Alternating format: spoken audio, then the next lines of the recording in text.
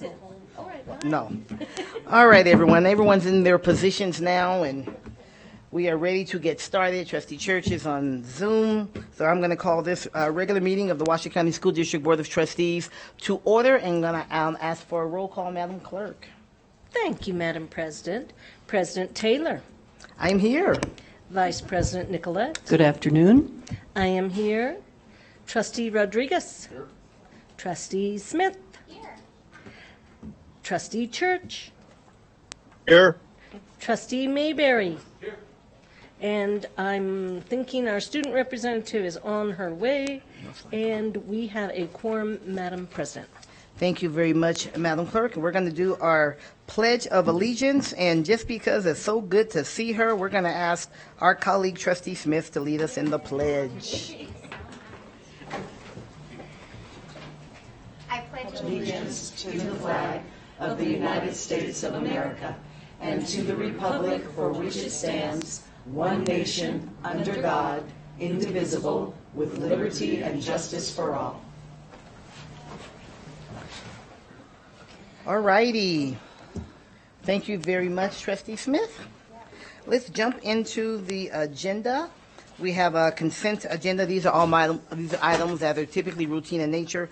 As you know, and before us, there are several items, and I'm going to be looking for consideration. I know there's a request to pull a couple of them, and I'll give my colleagues an opportunity to do that really at this time.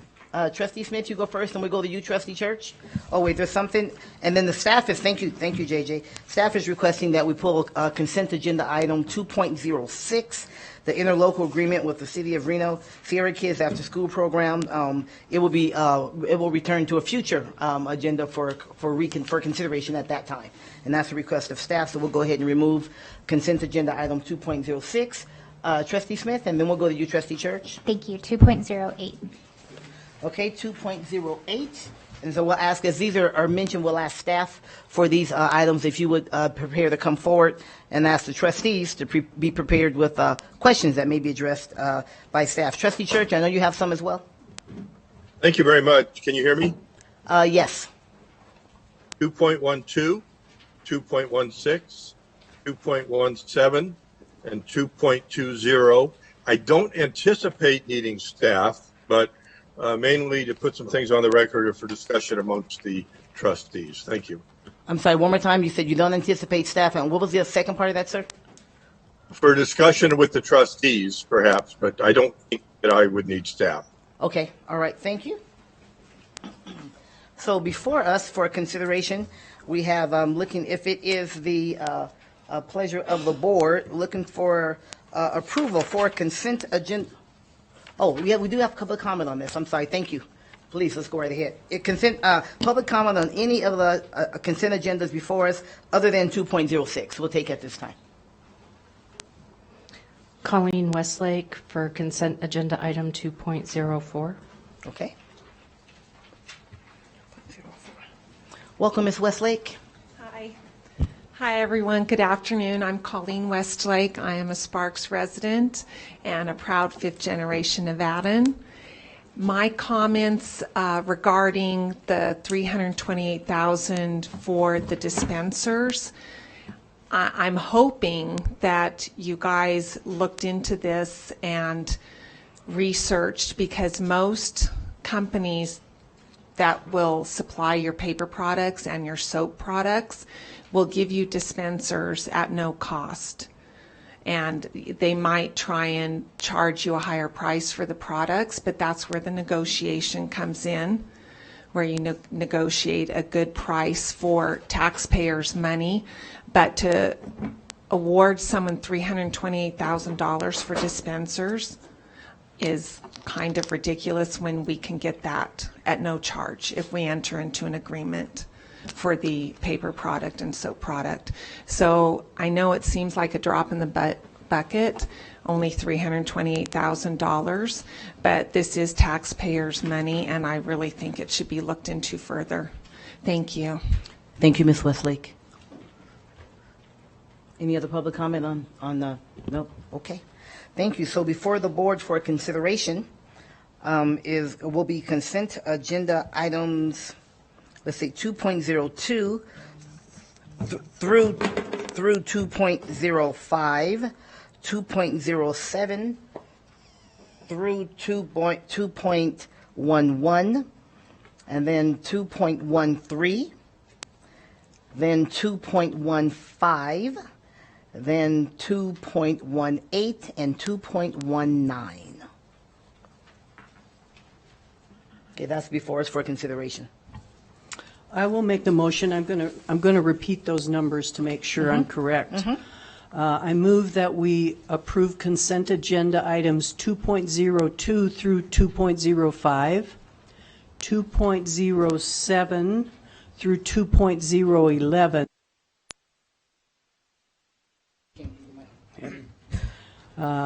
I stopped at 2.07 through 2.11 and 2.13 and 2.15, 2.18 and 2.19.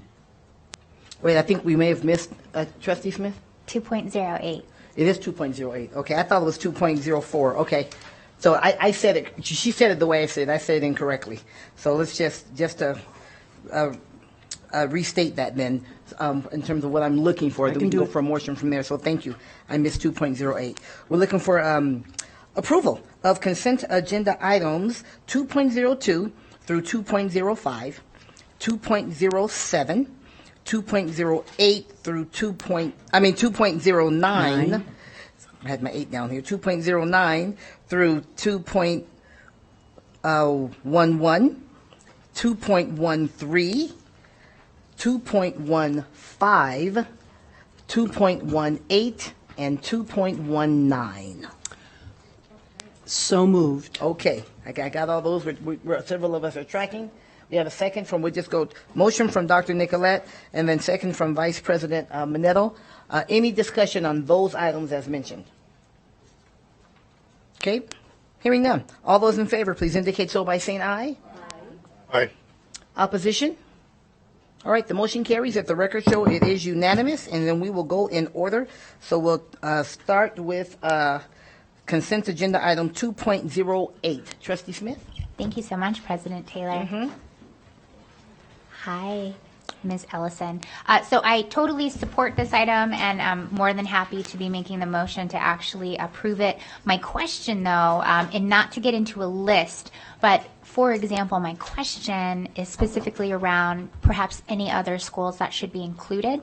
I know star ratings have been paused, but I really want to make sure that we take an open view on the schools that are in this program, for the principals that would be included. Specifically, my question is around Anderson Elementary, but I would just encourage and see if staff would be open to just reviewing this, and then perhaps if additional schools should be included in this, that a second MOU could come, but I'm not interested in stopping this one here. Excellent. Thank you, Trustee Smith. Emily Ellison, Chief Human Resources Officer for the record. And thank you for the question. I know the question was specific to Anderson Elementary School. We are doing some research because they were included at one point. It looks like they dropped off in the 17-18 school year. So we are going to go back and confirm eligibility.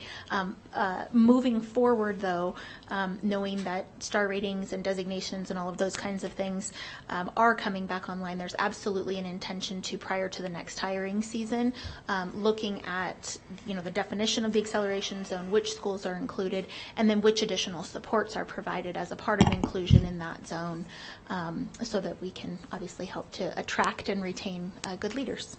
That's wonderful. And if we go back and review this, because I know Anderson does have a new principal, and if it feels appropriate to the district and our bargaining group to include more schools, then we could do a second MOU at that time, right? Of course. Emily Ellison, for the record, funding is always a consideration, but absolutely, if Anderson was left off by mistake, we can correct that, and then on a move forward basis, look at kind of the acceleration zone concept in total. Thank you so much. That's all I had. Adam. Thank you, Diane. You're welcome. I like that. I don't intend to I don't want to stop this either. So thank you. I support this, but I do have a question for you, and I appreciate the fact that we're given principals incentives as some of these at-risk schools. Can you just explain to us why that isn't applicable to the other staff, to teachers as well? Why don't they get incentives at some of these at-risk schools? So there are actually different incentives in place for certified staff.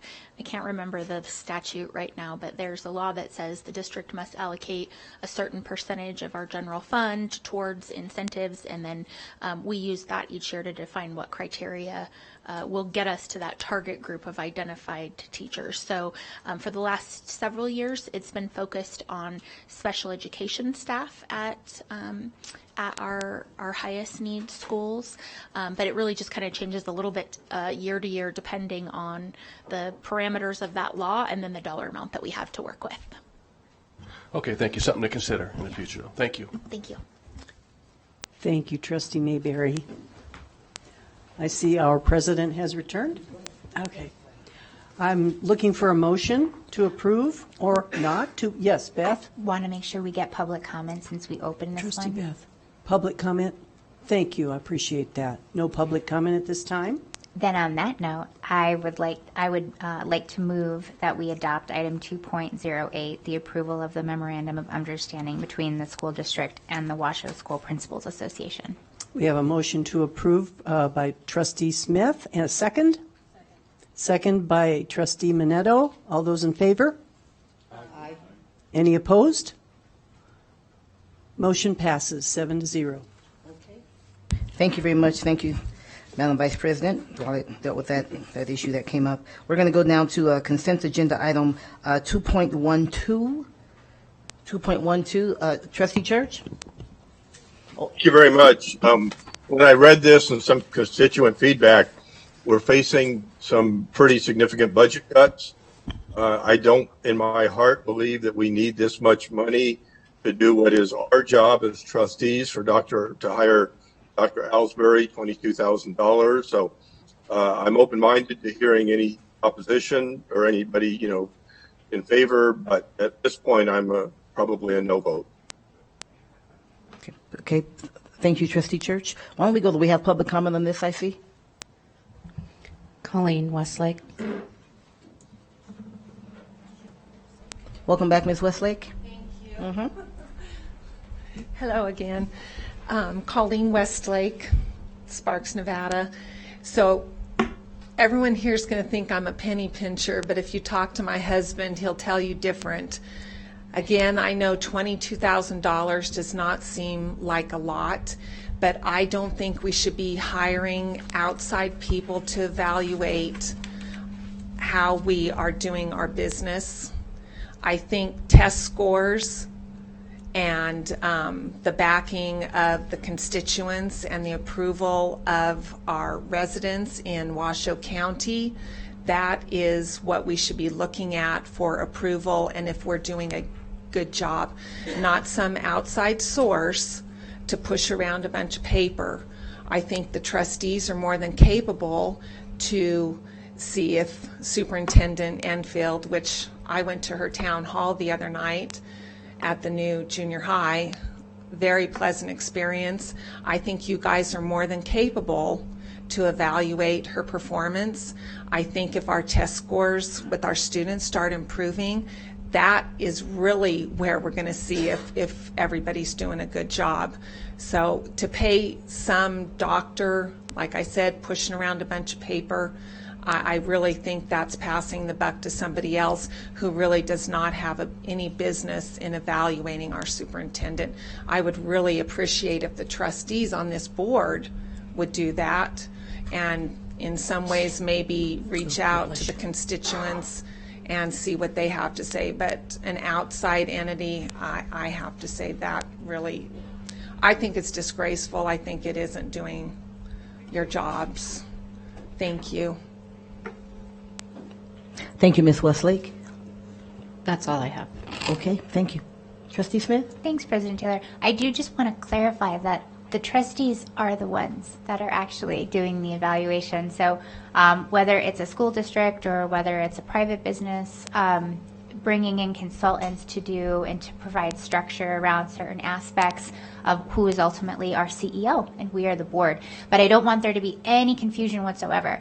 Dr. Ellsbury in this arrangement does not impart his own opinions, nor does he actually do the evaluation. It is 100% the 7 members of this board. Thank you, Trustee Smith. And one thing I will add for context is a couple of things.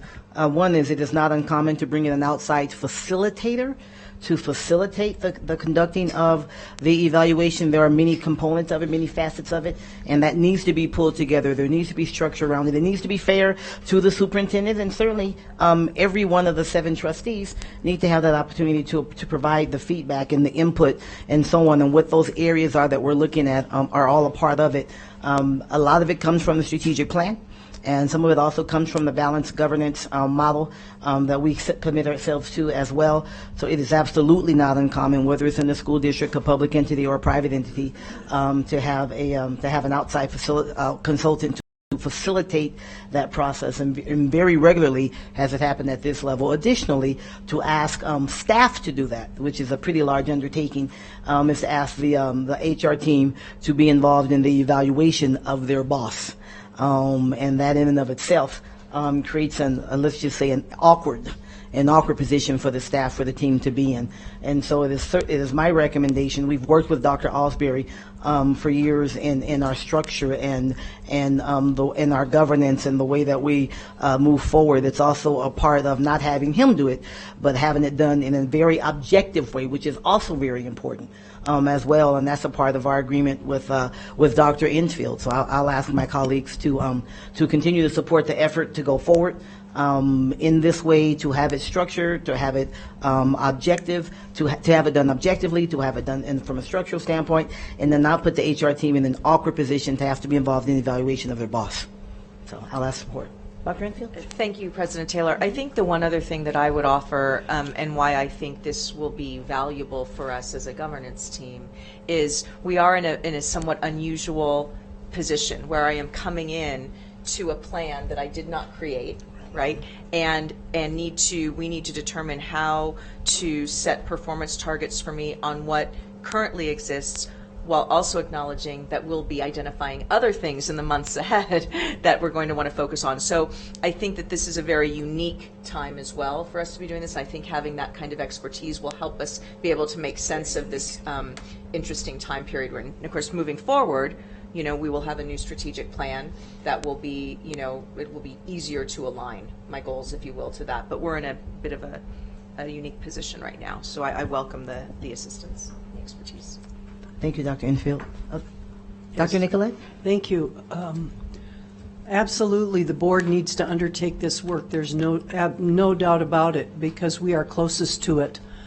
Having worked with Dr. Tom Ellsbury previously on several occasions as a trustee, I have come to recognize his expertise in this area. He's nationally known. He's an author who's nationally known. His persona is such that he doesn't come in and tell us what we should think and what we should do. He is, as President Taylor identified, a facilitator, so that we as 7, individual minds who have to come together to evaluate our new superintendent can have some guidance so that we're not all over the place. Truth be known, each one of us, the 7 of us, have a unique and full life. And for us to come together as 7 people to be experts on the evaluation of a new superintendent, that is very complex and important work. I personally appreciate the opportunity to have someone who is an expert to facilitate our work so it's done properly, it's rigorous, it's authentic, and it results in the development, the continued development of our CEO. I will also add that it is extremely important to have community input, and Dr. Tom Ellsbury absolutely agrees, and that is a 360. He likes to know what students think, parents, family members, teachers, all employees, and the wide community of Washoe County School District. So this will not be done in isolation because every voice is important. And so I am all for hiring Dr. Tom Ellsbury. Thank you, Dr. Nicolette. Other feedback from the table? Otherwise, looking for a motion, if it is the pleasure of the board, to approve consent agenda item 2.12. Trustee Rodriguez, there's a motion. Is there a second? Second. Second from Vice President Nicolette. Further discussion? Seeing none, all those in favor, please indicate so by saying aye. Opposition? Nay. Okay, let the record show the motion carries 6-1. 6-1. Okay, we'll move on now to consent agenda item 2.16. I believe this is one you pulled as well, Trustee Church? Is it 2.14? No, that's what I made a mistake. It was 2.16. 2.16, yes. 2.16. Trying to navigate between screens. And Yes, it's is it my 1.6. floor? Yes, please go ahead. This is 1.6. Go ahead, sir. Okay, this is Board Policy 9088, Trustee Superintendent Relations. We had some very good, robust discussion at the Board Policy meeting, but I'm just not comfortable with the wording. Specifically, Policy 1BI. 1B states that essentially trustees do not request information from employees without the explicit board approval. And I thought we'd kind of agreed, maybe it's just the wording, it's really the superintendent that would make that approval. And then secondly, under I, the wording, without explicit superintendent approval, the employee is directed to report the request immediately to the superintendent. As we discussed, we have a new superintendent. Her style is a little bit different. She's comfortable with us going to the leadership members, the chiefs, with simple questions. They, of course, have the discretion to contact her, but she's comfortable with us doing that. How do they know that there's explicit approval? How would they know that? So that's my concern. So I just think the wording is wrong. Thank you, Trustee Church. Why don't we first open up? Do we have any public comment on this? No, JJ? Okay, we'll bring it back here to the table. Any other comments or questions, or what's the pleasure of the board as it pertains to consent agenda item 2.16? Motion on the floor from Trustee Mayberry. Is there a second? Second from Trustee Rodriguez. Any further discussion? Now, as a reminder, all the policies that get the initial approval here will go out for 13-day public comment period and then come back here to the board for final approval. All those in favor, please indicate so by saying aye. Opposition? Nay. Okay, let the record show the motion carries 6-1. 6-1. We'll stay with you, Trustee Church. Consent agenda item 2.17. Thank you very much while I navigate between my screens here. 2.17 is a policy known as public bodies. More specifically, it's about committee members and who appoints them. There's no specific sentence I can point to in here. It's the entire policy that I disagree with. The policy allows for the reappointment of people, if my math is right, upwards of 19 years without having to be facing any opposition on their reappointments. Recently, some of the sheriff folks were reappointed without opening it to other applicants. And basically, what this allows, for lack of a better word, is kind of the bully pulpit of the majority of the board members over the minority of the board members, because the majority vote appoints each and every committee unless it's stated by state law otherwise. I believe that generally committees should be appointed one each by each trustee. So if I want to appoint John Smith to a position on the committee, that should be my authority to do that without having to ask and get a majority vote from the other trustees. What this does is it presents a majority controls the committees. The committees essentially could be perceived as being stacked and biased. And I think that's a perception that we had with the chair committee recently, but Again, I just totally disagree with the policy. I think it needs to be open to each trustee to have their complete input, not with anybody else being able to say no, and that a person who was appointed would serve at the discretion of that trustee. So if they dishonored their position, if they were disruptive, then that trustee could remove them, or there could be other policy. But thank you. Thank you, Trustee Church. We have public comment on this item? Thank you, JJ. John Eppolito. Mr. Eppolito, welcome. Thank you. John Eppolito with Protect Nevada Children. On 2.17, what Trustee Church was talking about, I've seen that happen most recently with the Share Committee. We sat in this room and discussed changing the definition of boy and girl for 4 hours before the committee finally compromised. And the reason I think it's important to Jeff and to me and to many others, that survey showed most of the parents did not like the 5th grade curriculum. And after 4 hours of discussion with the Share Committee, who keeps getting appointed and appointed and appointed, and no differing mind on that board, on that committee, they decided to tweak the definition of boy and girl slightly. Well, tweak it from what they first had, but definitely not a traditional definition of boy and girl. And I think what I'm getting at is the committee thinks like one, and that's because we don't get to put people that think like others on that same committee. Maybe a conservative Christian. You had Bobby Brooks one time. He got beat to death when he was on that committee. He's a pastor somewhere. It was terrible. We need other ideas on these committees, and that's the problem with 2.17, I believe, is what Trustee Church is talking about, and I've seen it happen. Thank you very much. Thank you, Mr. Eppolito. You're welcome. Looks like another public comment on this one. Colleen Westlake. Welcome, Ms. Westlake. Hi, thank you. So I do agree with Mr. Eppolito. I think if we are serving a community, we need to have all voices heard. We shouldn't be canceling out anyone.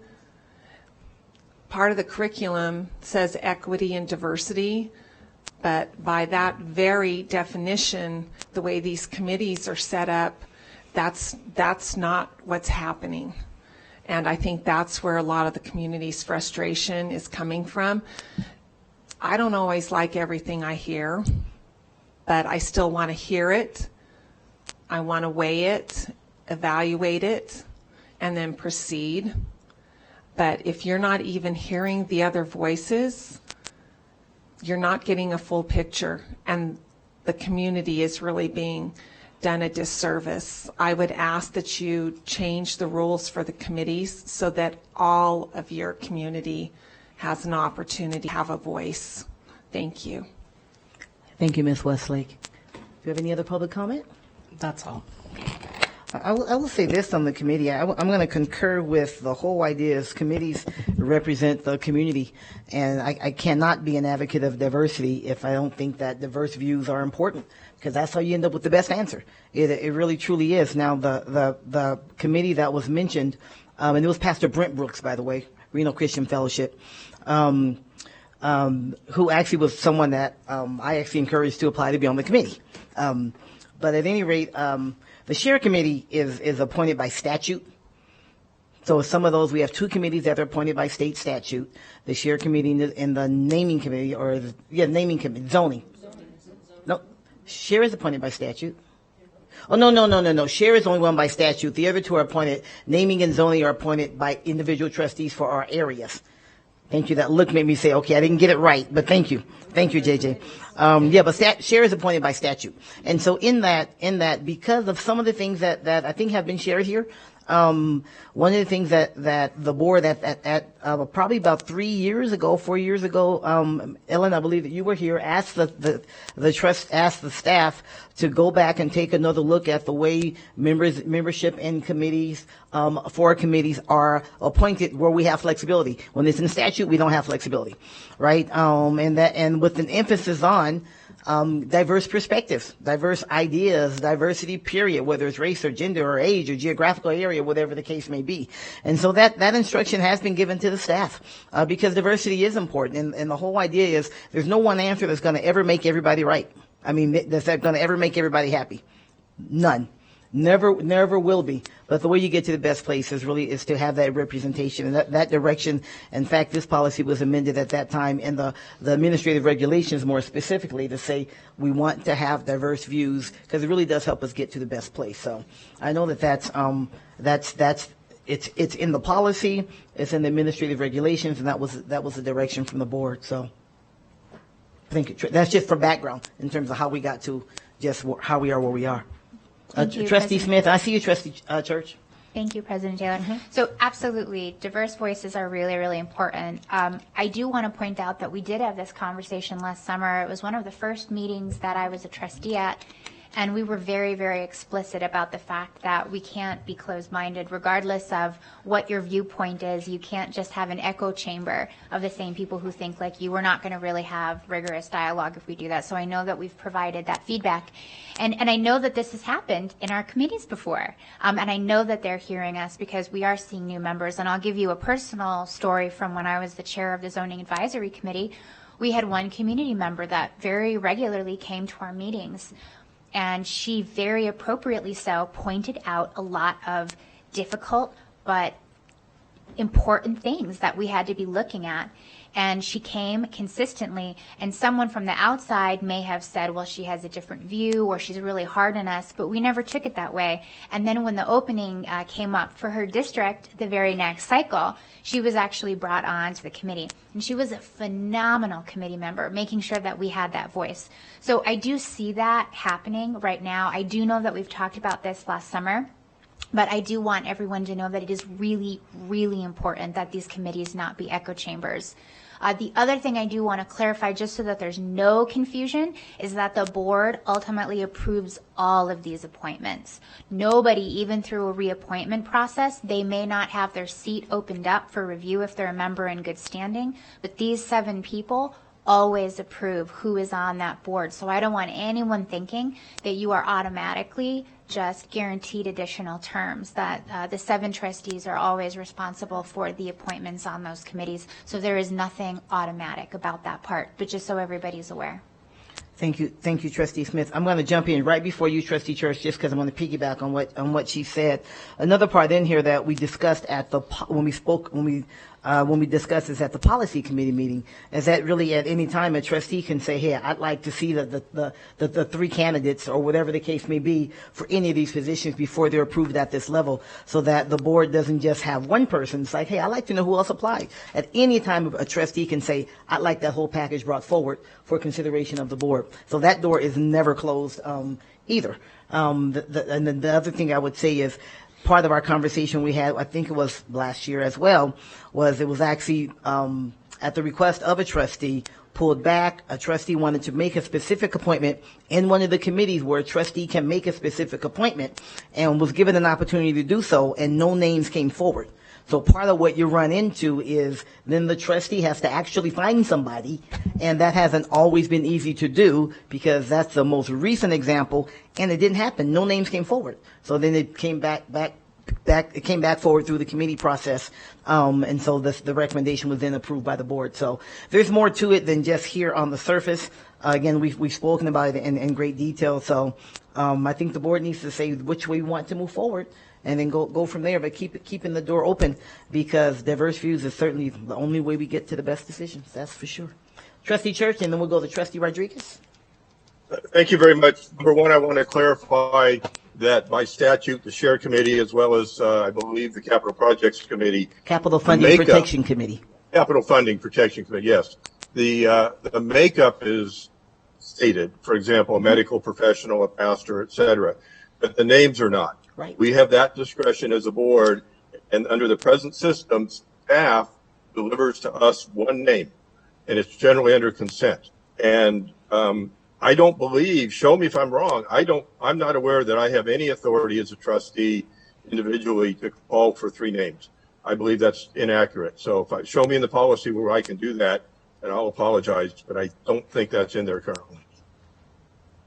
We actually talked about it at the policy committee meeting, Trustee Church, if you'll recall. I'll look and see if it's here or if it's in the admin reg, but we talked about that specifically at the policy committee meeting, that a trustee can ask for the other names to come forward. It didn't have to be 3, but that for the other names to come forward. I think you found that, Trustee Smith? Yeah, it's literally in here. But please, will you just say, I know it's in here, because we just talked about it. Yeah. But I'll look for it. That's okay. I'll look for it, and then we can, and then we'll go Trustee Rodriguez, so we can come back around. Thank you, Madam President. Another thing that we discussed when we were going over this was that there's a lack of volunteers. There's a lack of people that are interested in, I don't see a line going out the door for people that want to join the group insurance committee. And my one appointment that I did have for the zoning, I only had 1 applicant. And, another thing is that this is a pretty rigorous, when you come in to volunteer on these committees, you're going through the same hiring process as a new hire. So that's something else to consider. And this is stuff that we've all talked about a week ago. So this is really honestly nothing new, but I just want to put that on the record that there is an extreme lack of volunteers for our committees as well.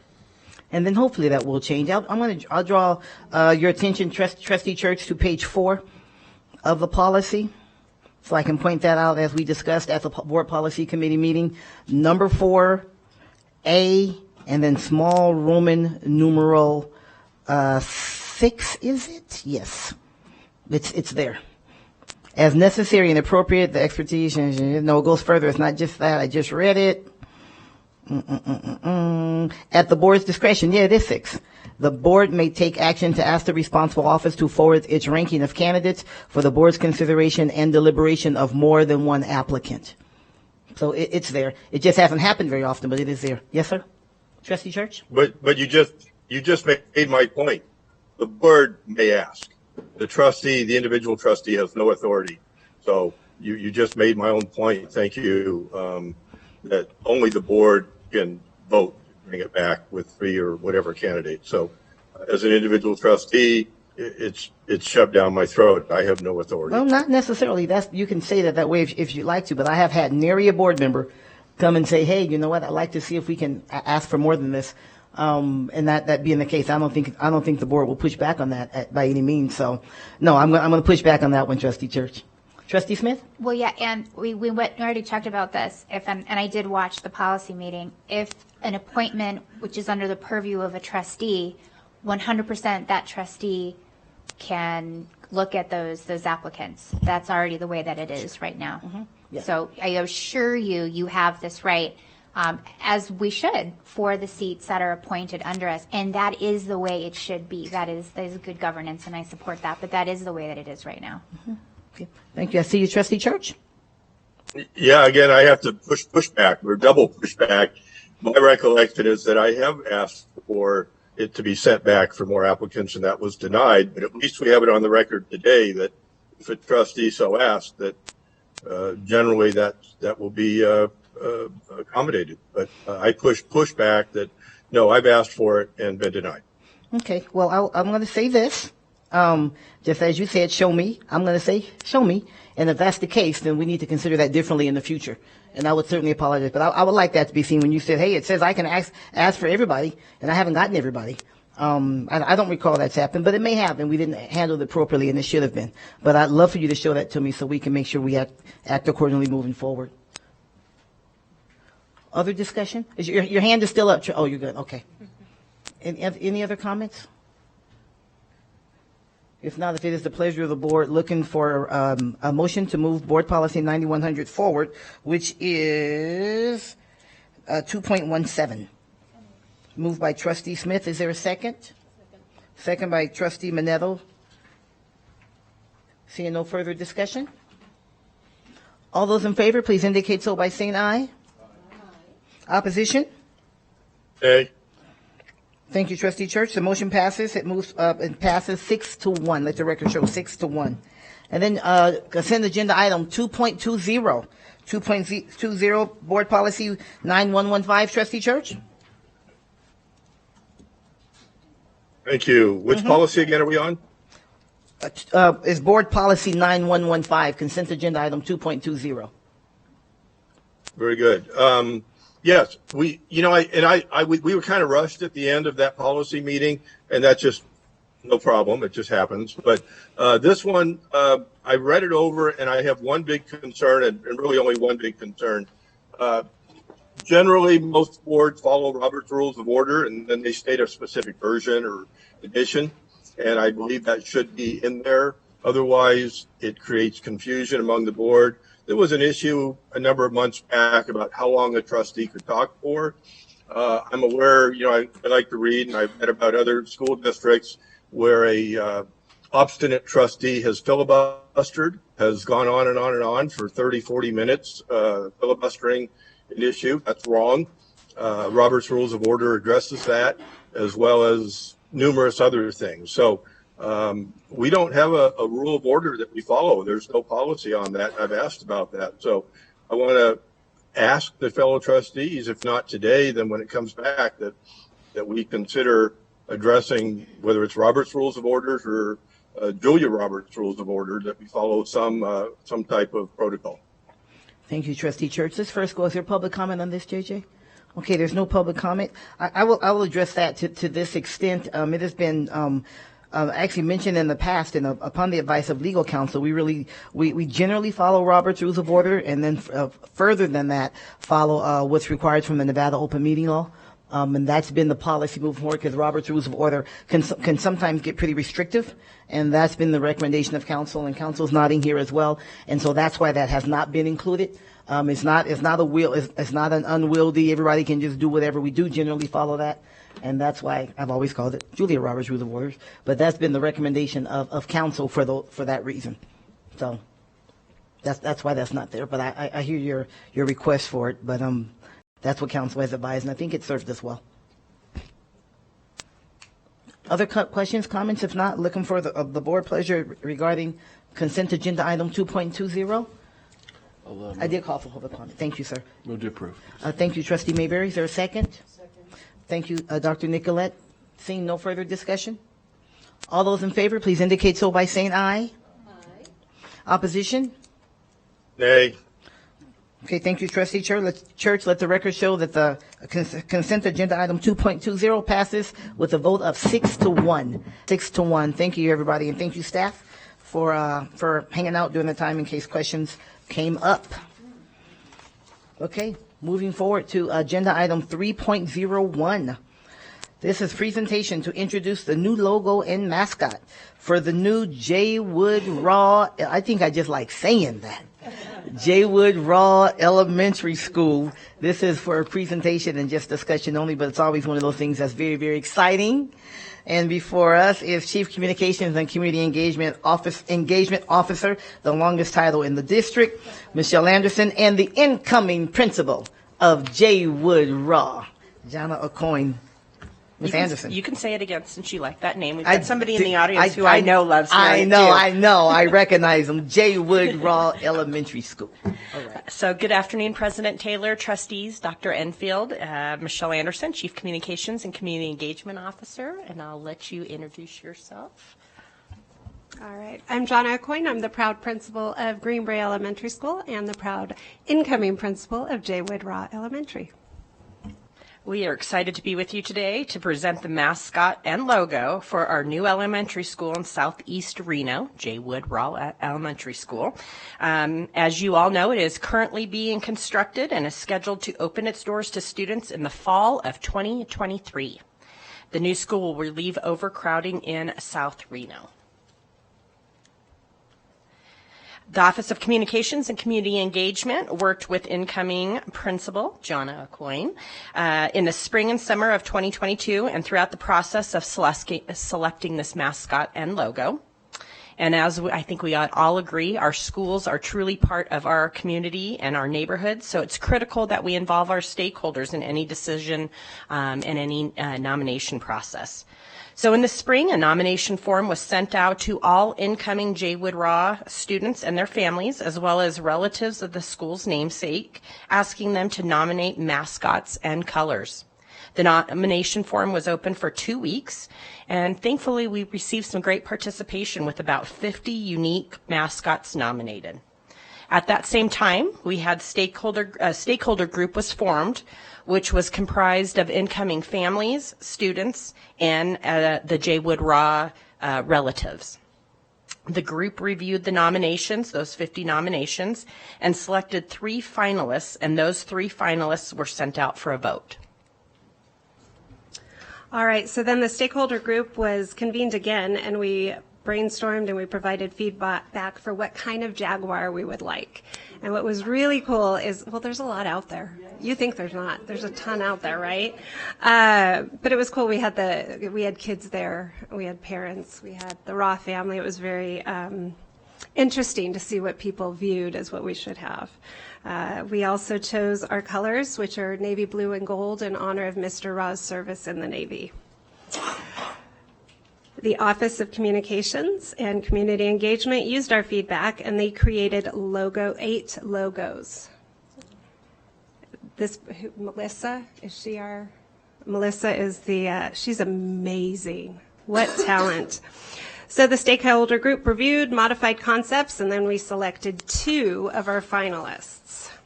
And those 2 final logos were sent out for a vote, and we kept that survey open for 2 weeks, and we had 400 people respond. And it was a very, very tight vote. And before we unveil, I want to thank Samantha Fredrickson, who held our public relations specialist position for capital projects. She was instrumental in getting this process started. As we mentioned, Melissa Gillis, our graphic design specialist, and the Raw family. Specifically behind me, I have Mr. Tom Raw, the son of Jaywood Raw, and the entire community down in Southeast Reno that really helped with this. We could not have done this without you. And I'm going to quickly turn this over to Jonna so the new principal can unveil, and you guys know the deal as I start passing these out. So I don't get to hold it up. You do it. You're Vanna. All right. So, Dr. Enfield, Board of Trustees, our amazing community, I present to you our beautiful Jaywood Raw Jaguar logo. Isn't it cute? It's so cute. But does he have a name? So I'm going to say, Yeah. the coloring on the printout looks a little green. It is blue. It's more bluish. Yeah. Isn't he handsome? I know, right? And he looks like tough. Like, don't mess with us, right? Right. We're quiet, right? We're quiet, but we got it going on. So what I was saying is the printout on the foam core comes out a little green. It is actually a true navy like what is up on the screen. So just so you aren't thinking that the coloring's a little off.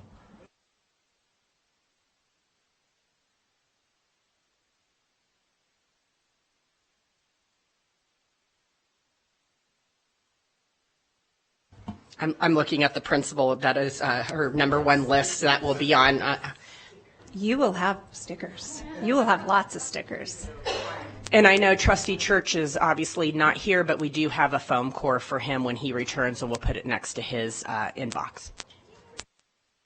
All right. This is not an action item, so this isn't public comment, but it's just say really a great job, you and the team and the community, right, for getting together and landing on this and getting to something everywhere. That's the many voices that we were just talking about, right? You end up landed in a great place. So that's fantastic. Very exciting.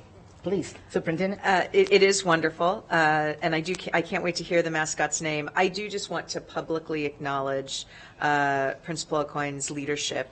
Leading a current building while planning to lead a new building is no small task. It is not for the faint of heart. And I just want to acknowledge how you've really gone above and beyond.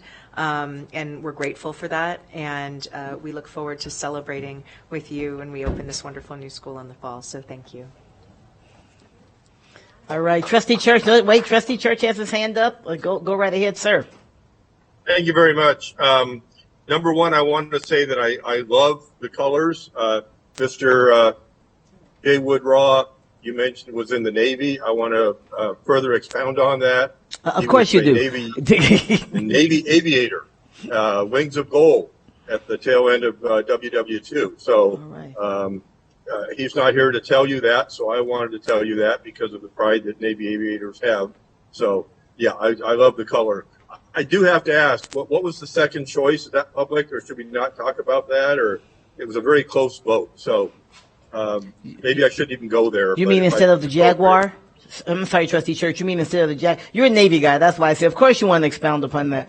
I'm an Air Force guy. Oh, no, that's right, you're an but I Air Force respect guy, the that's Navy. right. And am But you're an Air Force guy, but you I'm mean, actually on a Navy facility as we speak. so you said other than the Jaguar, is that what your question is, Trustee Church? Well, it showed the vote of, I think, 209 to 191, very close. Right, it was close. Maybe I shouldn't even go there. I don't want to open up a can of Jaguars, but I was just kind of curious. It was still a Jaguar. The vote, the 191 to 209, it was the different type of Jaguar. The other Jaguar looked more aggressive. This one's just strong and silent. Kinder, gentler. Thank you. All right. Well, thank you very much. Very exciting. Let the swag purchasing begin, right? Yes, stickers. So noted, so noted, so noted. Great job, really great job, very exciting. Mr. Raw, I hope the family's excited. Very good. I can tell by the smile on your face. All right. Moving on to our agenda then, we're going to go to agenda item 3.02. Presentation and discussion on the progress and schedule for the district-wide facility modernization plan. This is for information and discussion only. And before us, well, I'll just let you introduce yourselves. Well, Mr. Searcy, Mr. Mills, Canon Design, thank you so much. Mr. Searcy, we turn over to you. Thank you. Good afternoon, everyone. Adam Searcy, for the record, Chief Operations Officer for the school district. We've been before the Board of Trustees several times now talking about this facility modernization study. In August, we brought on Canon Design, who has been actively engaged in a deep data analysis and facility analysis in all of our schools. We're going to give a brief overview of what's taken place so far, but really focus on what is to come. So that's just the preview, and I'll turn it over to Mr. Paul Mills. Good afternoon. I'm Paul Mills with Canon Design. Board President Taylor, Dr. Enfield, members of the board, it's really a pleasure to be here in front of you. It's a privilege to serve you. I'm a specialist that does nothing but this type of work around the country. My calling card is working with large, complex urban school districts that have a lot of challenges around aging facilities, shifting demographics, and a lot of financial challenges, along with aspirations to achieve more and more for students.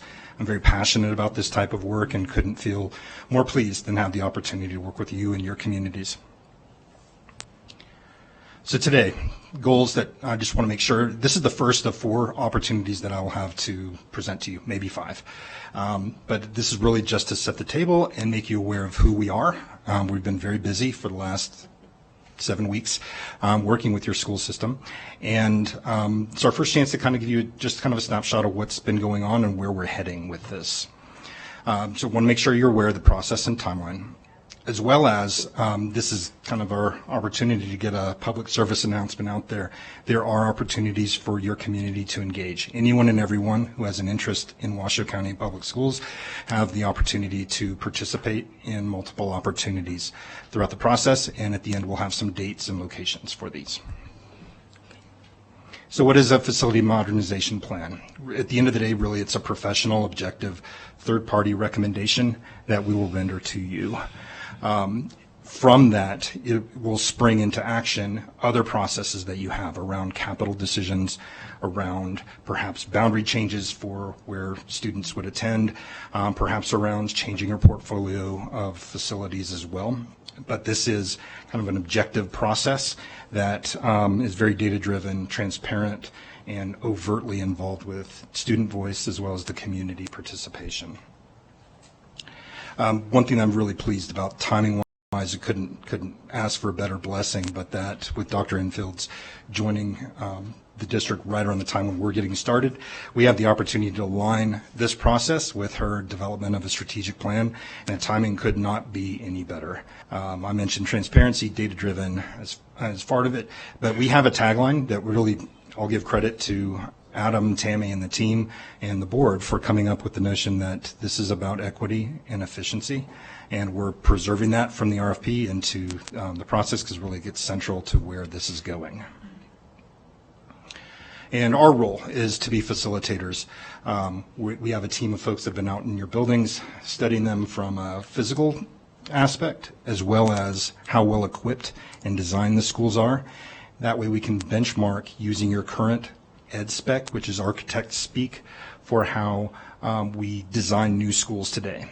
So we're using your brand new facilities as kind of the measuring stick so that we can objectively measure, compare, and benchmark all of your schools from various aspects and categories, subcategories of how well suited the buildings are to serve your educational mission with equity for all students. And at the end of the day, we will provide those impartial, unbiased recommendations. So what does it involve? There's a lot of aspects to it, but we've been working with Dr. Enfield and her team on what the educational vision is and how that's going to translate into what we expect to see in the facilities and the organizations that are housed within them. We have a team that's looking at the condition of the facilities as well as measuring the adequacies I mentioned earlier. Equity is not a box to check as part of it. It's really replete throughout all of the aspects of the work that we do. And we are going to be looking closely at capacity. How many students, given the design of the buildings and the programs that are intended there, can reasonably supported by the buildings. And as I mentioned earlier, the community engagement is central to the work that we're doing. So when you say facility modernization plan. Oh, I'm sorry. We're going to jump. We have a question right in the middle. If that's I have okay. no problem. I have it's no okay problem in the with middle. Okay, thank you. Yes. You're okay with that? Okay. Absolutely. Okay, Thank you. I Nicolette. appreciate it because you're on a roll, and I hate to interrupt. Well, I really don't, but you're on a roll.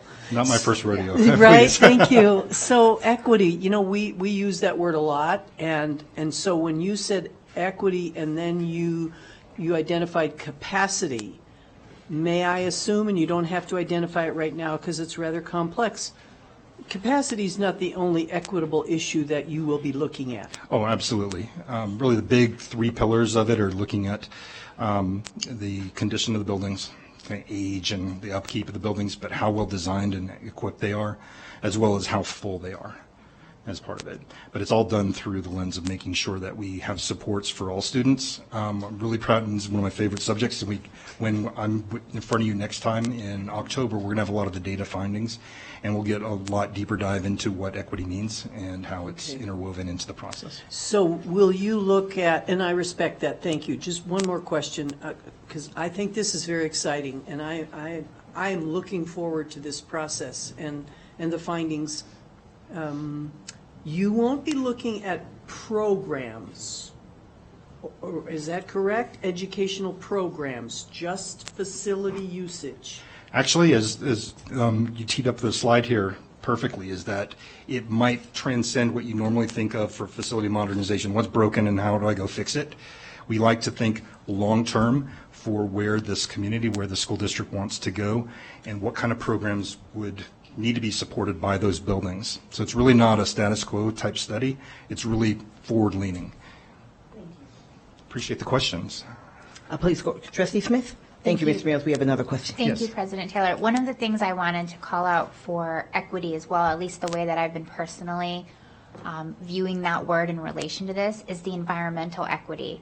It's not so much some of the other dimensions of diversity and equity that we think about, but just a certain reality about where you learn is almost just as important as, what you're learning and in who's teaching you. And so we've got huge disparity between our brand new buildings and some of our older schools. And so when I think of equity here, I'm really looking outside of those first level dimensions of diversity, and I'm really looking at it from an environmental equity standpoint. At least that's my own interpretation of it.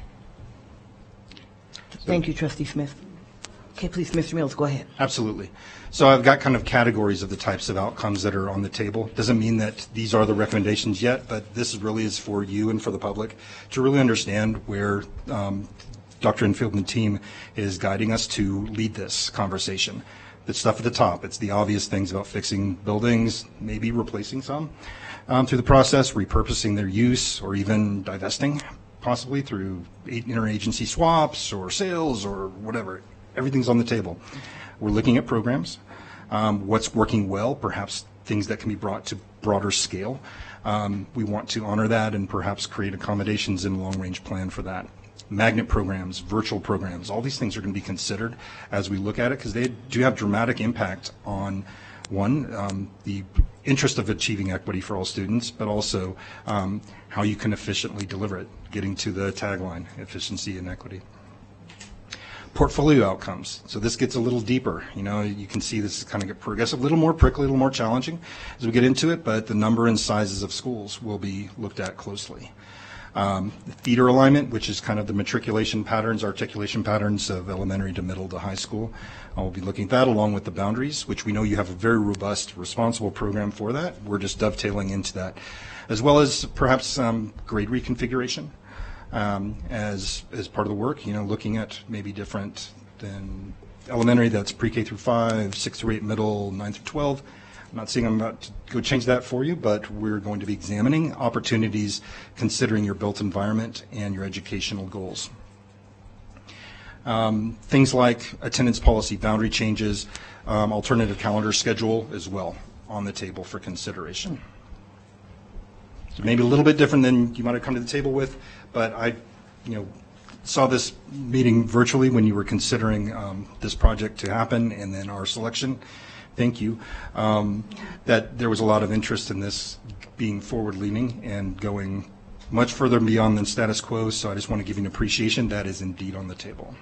I appreciate that, Mr. Mills. We're going to go another question from Trustee Smith.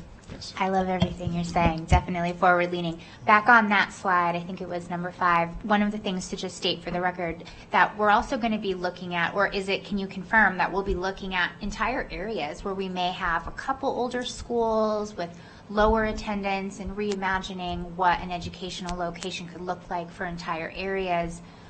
But that is also part of this as well too, which is great, but I want to confirm that what I think is what you're actually doing.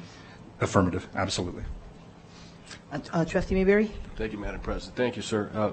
What struck me was the attendance policy. Can you help us better understand how that aligns with the facility modernization stuff? You have certain parts of your geography that have under-enrollment versus others that are over-enrolled and a little bit crowded. And one potential outcome would be to look at possibilities of having enrollment choice, which is setting up structures and processes where folks could vote with their feet and go to where the programs are that they care to go to, as opposed to a default where they are.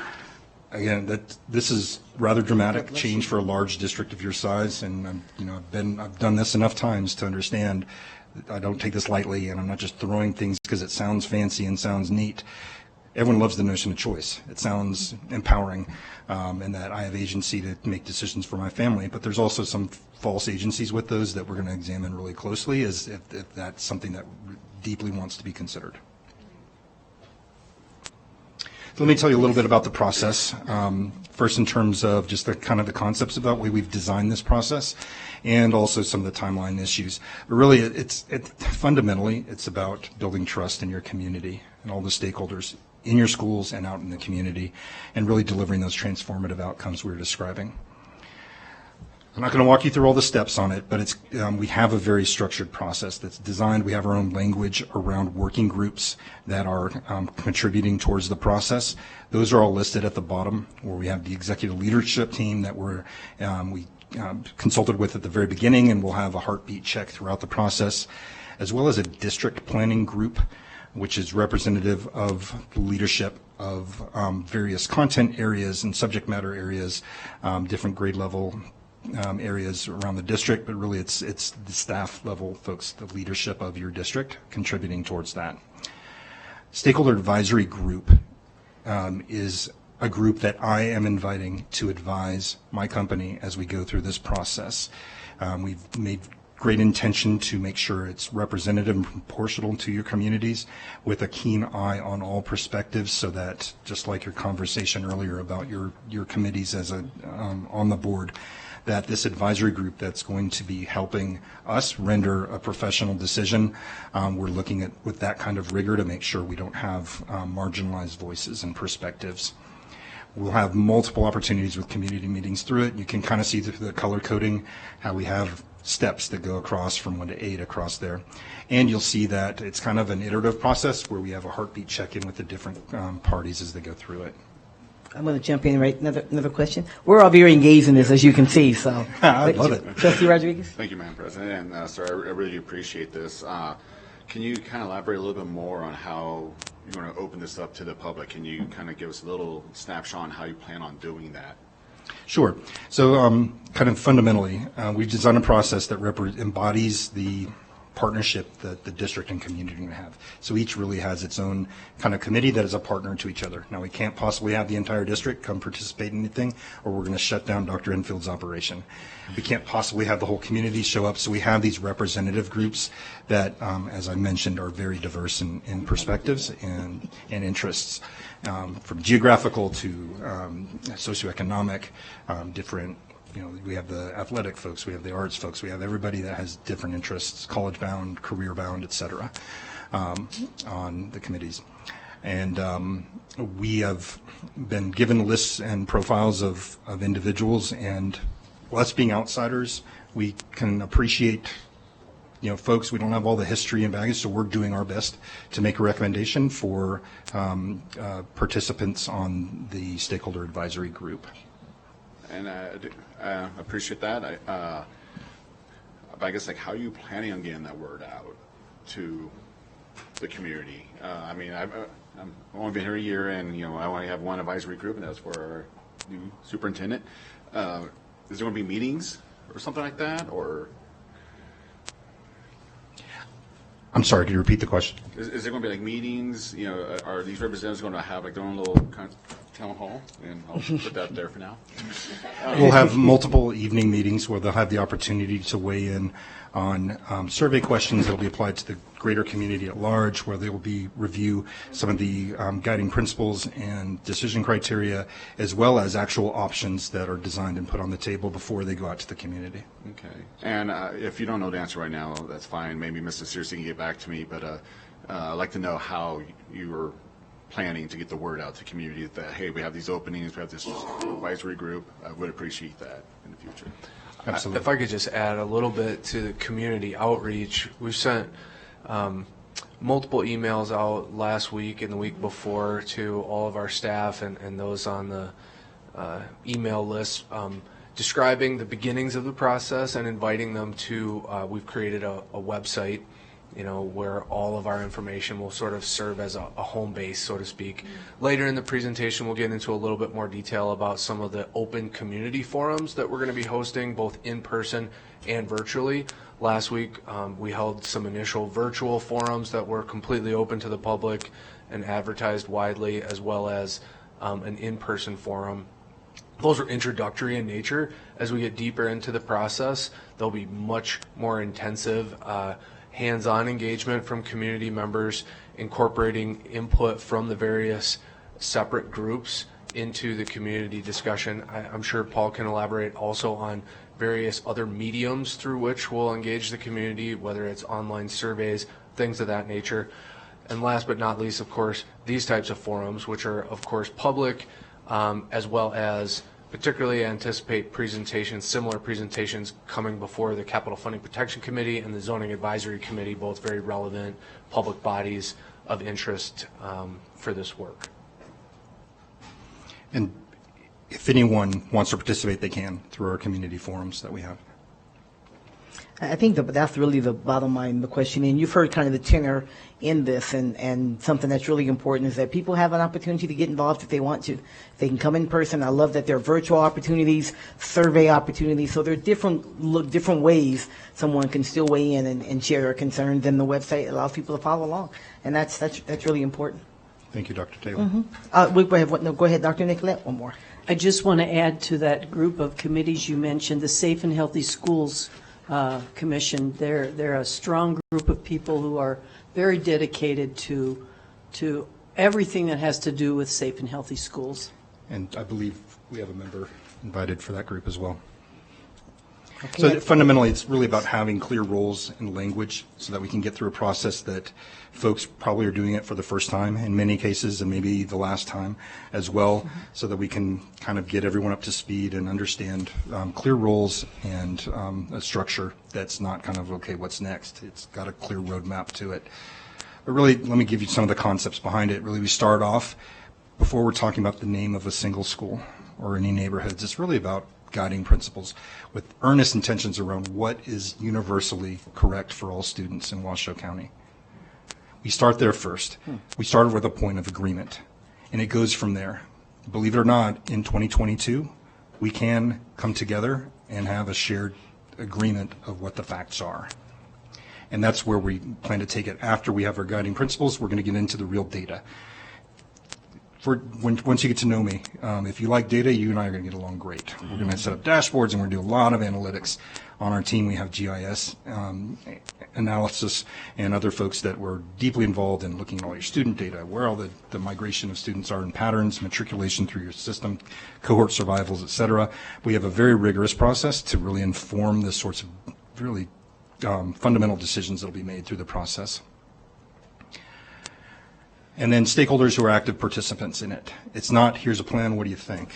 We really like to get folks involved, deeply involved in the design process as we go through it, most particularly starting with students as part of it. Dr. Infield and the team have really latched on to that proposal that we've made, and we are very intentional about it. We're going to have multiple students involved, and as I always like to say, they have the most relevant perspective to bring to this process, but they also keep us adults on best behavior just by being there. And having multiple options to weigh in on is a big deal.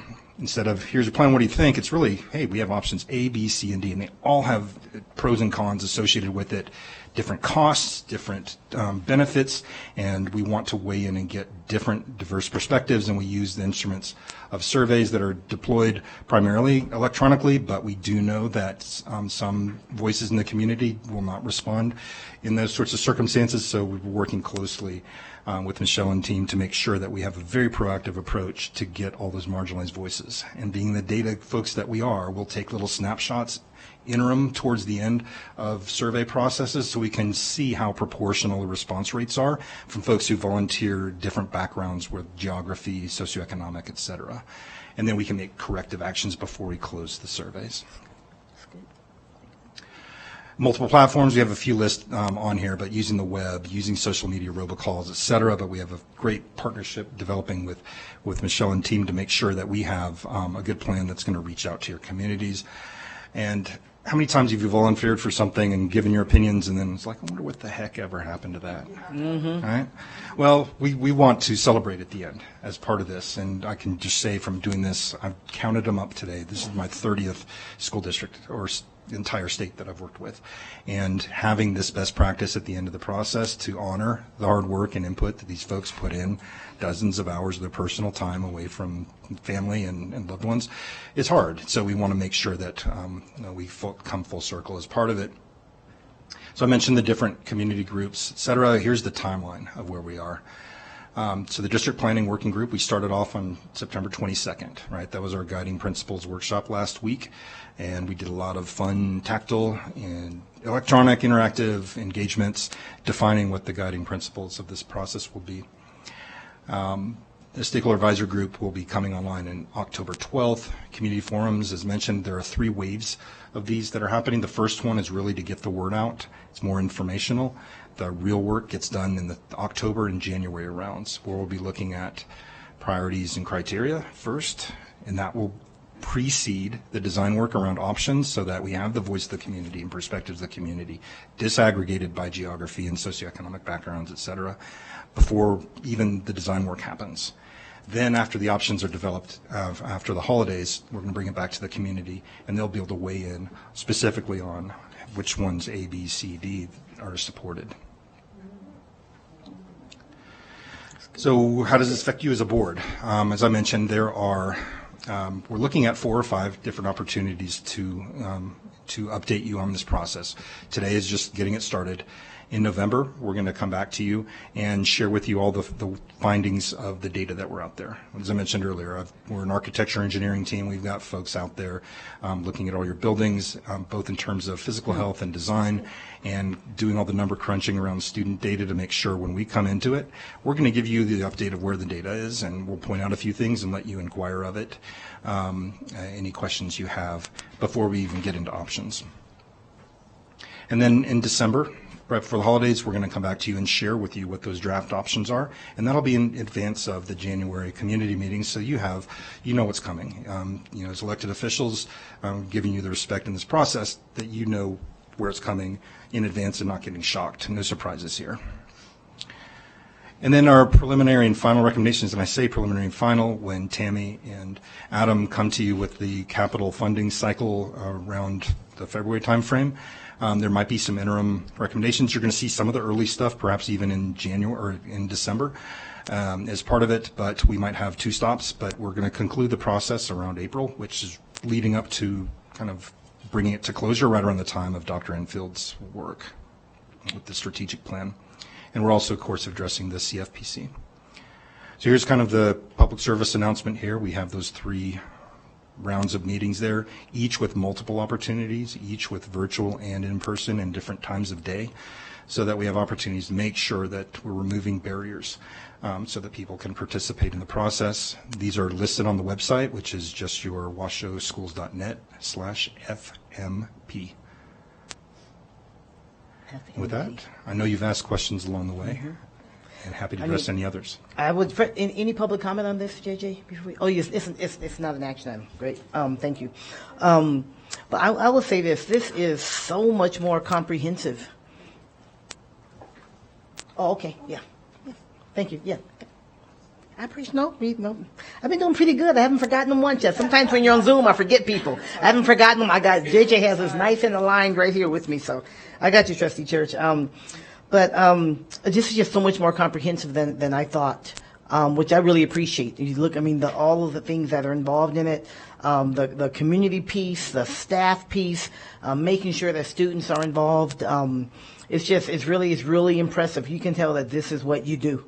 I'm really excited about what we're going to learn from this process and the decisions that we can make together moving forward. So thank you, Mr. Mills. Thank you very much. Trustee Church. You're on mute, sir. Yep. Oh, it took me a second. I have to go from screen to screen. You scared me on one slide. I didn't see the slide number, but it says the word robocall. You scared me. It said what? Oh. You don't want to be bothering people at home if they haven't solicited that. We have a policy. Well, I just want to rest assured we're not going to be sending out a lot of robocalls.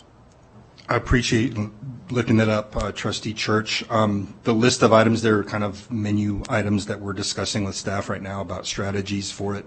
It's something we've used in other jurisdictions where they do have that kind of practice and policy, and the community expects it and appreciates it. But if that's not the custom here, absolutely, we're not going to push anything on you as the board or the community that's just not in practice. Well, I think. And then I have 4. I see Michelle Anderson. Yeah, I was just going to say, you may have more questions, but I was going to ask Ms. Anderson to respond to that. Trustee Church? Thank you, President Taylor and Trustee Church. Yes, we do know robocalls are not something that is a practice that we want to do unless it is critical information. So last Wednesday, we sent out an email only, not a robocall, that invited people to participate in the, and so that is definitely front of mind for me. All righty. And then I have basically 4 questions. I'll ask them all at once. They're interrelated.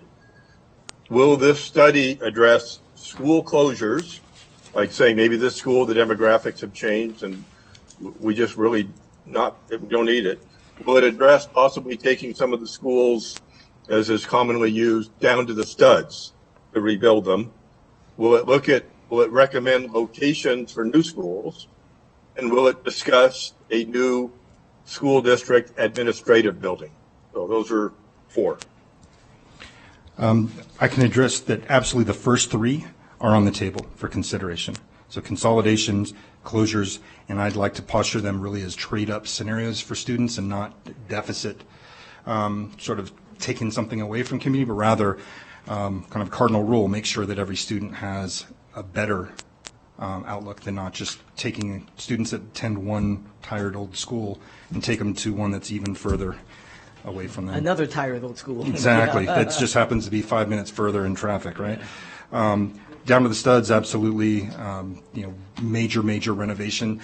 I mean, you've been blessed because you've reached kind of a peak point in your demographic in Reno. A lot of contributing factors there, but the virtue that you do have declining enrollment and your cohorts that are younger than your high school students are smaller. So once you matriculate your high schoolers out, you're going to have a lot of breathing room in different pockets around the community. And plus, on top of your WC1 funding that's available, we have the opportunity for transformative outcomes for the older schools, really getting to that equity and efficiency, right? So that's on the table. Locations for new schools, absolutely on the table when we look at a big capital plan like this. As far as an administration facility, we're really focusing on schools in our scope of work here. That's something that, knowing, having a professional environment that's breeds efficiency and accessibility to community is important for a school district, but currently that's not on the table for us to look at. We're willing and able to help if necessary.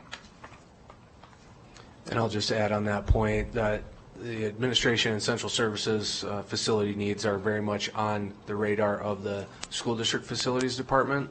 So while it's not currently a part of Canon Design scope, their scope for all school facilities, they do go hand in hand, and that's something that we're beginning to look at internally.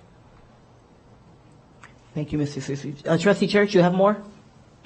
Yeah, if I could ask then, will they look, you raised a great question. They're going to look at bus facilities, look at nutritional services, or is it strictly educational schools? He broke up a little bit, Mr. Mills. Did you follow that? I followed the question, and maybe I'll parrot it back, and correct me if I'm wrong, Trustee Church. We will be working with your operational departments, child nutrition departments, transportation, et cetera, to understand what their challenges are, and we can work those into the plan on a high level. But when we look at things that changed your portfolio, perhaps the number and sizes of schools and where they are, et cetera, we will have to look closely at transportation because that has a very material effect on the student experience, as well as equity and access to programs. And by virtue of all our GIS analytics and stuff, our pledge is to make sure we're not putting you into a situation with unintended consequences. Well said. And my gut just tells me, and this is not an action item, but my gut just tells me that admin building, if it's included in the cost, that ought to be included in what you look at. But thank you. Thank you, Trustee Church. I think an admin building is front of mind for a lot of people. It's just, it's well past time. So thank you for that. Trustee Smith and then Trustee Mayberry. Thank you so much, President Taylor. This is a great presentation. I do have one question, but before I get to that, I just want to take a pause and say thank you to our community for passing WC1. Yes. Does this exist anywhere else in America? Okay, that I don't know, put you on the spot. I don't know that it does. I like this. Thanks to our community passing WC1, we get to make these transformative changes. And these transformations are invaluable to our students. And so I am so grateful that we're going about this modernization study this way, and so grateful to our community for trusting us to do this. So my question relates to agility. So the timeline looks great, the process looks great, and we're looking at later in the spring possibly for some preliminary or some final decisions. Does the process have any agility in it where if Canon comes back and says, look, you have some clear and present needs here that are so objectively concerning to us that we may be able to address that still within this timeline, but in an advanced way. So I guess what I'm looking for is I love the whole machine of it, but is there also the possibility for a parallel agility should Canon Design really feel that something needs to be addressed? And that's something that that Tammy and Adam have made very clear. We want to have flexibility and agility, to use your turn of phrase, in the process. A couple things. We do scenario-based planning, and if in all scenarios there's a common denominator that there's certain aspects that need attention right away, those are kind of low-dangling fruit, and if it's something that's within your means, within your budgets, by all means, we can recommend those early on, and action be taken with confidence that it fits within the framework of the planning. I wanted to circle around one thing. Thank you to the public for the WC1 funding, but also I would want to give a shout out to the responsible tact that the district has taken, starting with the board, with the administration, as well as your professional staff, supporting upkeeping with capacity to the extent you have. I work with many, many school districts where there are such impacted, capacity situations and overcrowding that even if you were at a point of declining enrollment, you still have to keep up with that, let alone dealing with your older schools. So you're in a very blessed situation, and we intend to capitalize on that here. Thank you very much, Mr. Mills. Trustee Mayberry? Thank you, Madam President. Thank you, Mr. Mills. Going back to outcomes, what I hear a lot about from moms and dads is the points that you brought up are certainly important, but so is safety and security. Curious if the study is your work on the modernization issues are going to look at things like enhancements for security and safety at schools. Maybe it's fencing, single point entry, cameras, those kinds of things. Is that part of this study? Absolutely. In our educational adequacy framework and rubric that we're developing with staff, there is a whole wedge and whole category around campus safety. So talk to me like a fourth grader for a moment, no pun intended, but what's the ultimate deliverable here that you'll provide us? It'll be a series of recommendations that can be taken into action, whether it's in whole or piecemeal, different parts. But it'll be a series of recommendations that'll be centered around your other processes that you have in place, capital investments, whether you change your school portfolio, boundary adjustments, things like that. But it's an objective third-party expert opinion on what the data and a very intentional process with community input will recommend. And stakeholder groups will include our staff, our educators, those that are in the buildings day in and day out. They'll be part of this process as well to provide input. Absolutely. If I could add on that just a little bit, that deliverable, exactly as Paul described, very important. Ultimately, staff will then have to come back for approval from Capital Funding Protection Committee and the Board of Trustees for each individual action and progress as suggested by this ultimate study. So, it's just a study. It's robust as can be, and ultimately intended to receive action from the trustees. But then and only then might we begin executing these actual projects.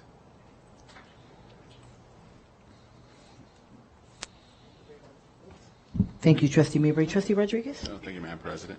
I know this is something that Trustee Mayberry and I and some of the other trustees as well have been kind of talking about this, and we've had this talk with Superintendent Enfield.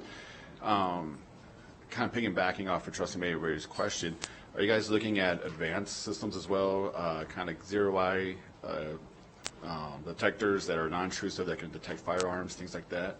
Are you guys looking at those measures as well? Is that part of this?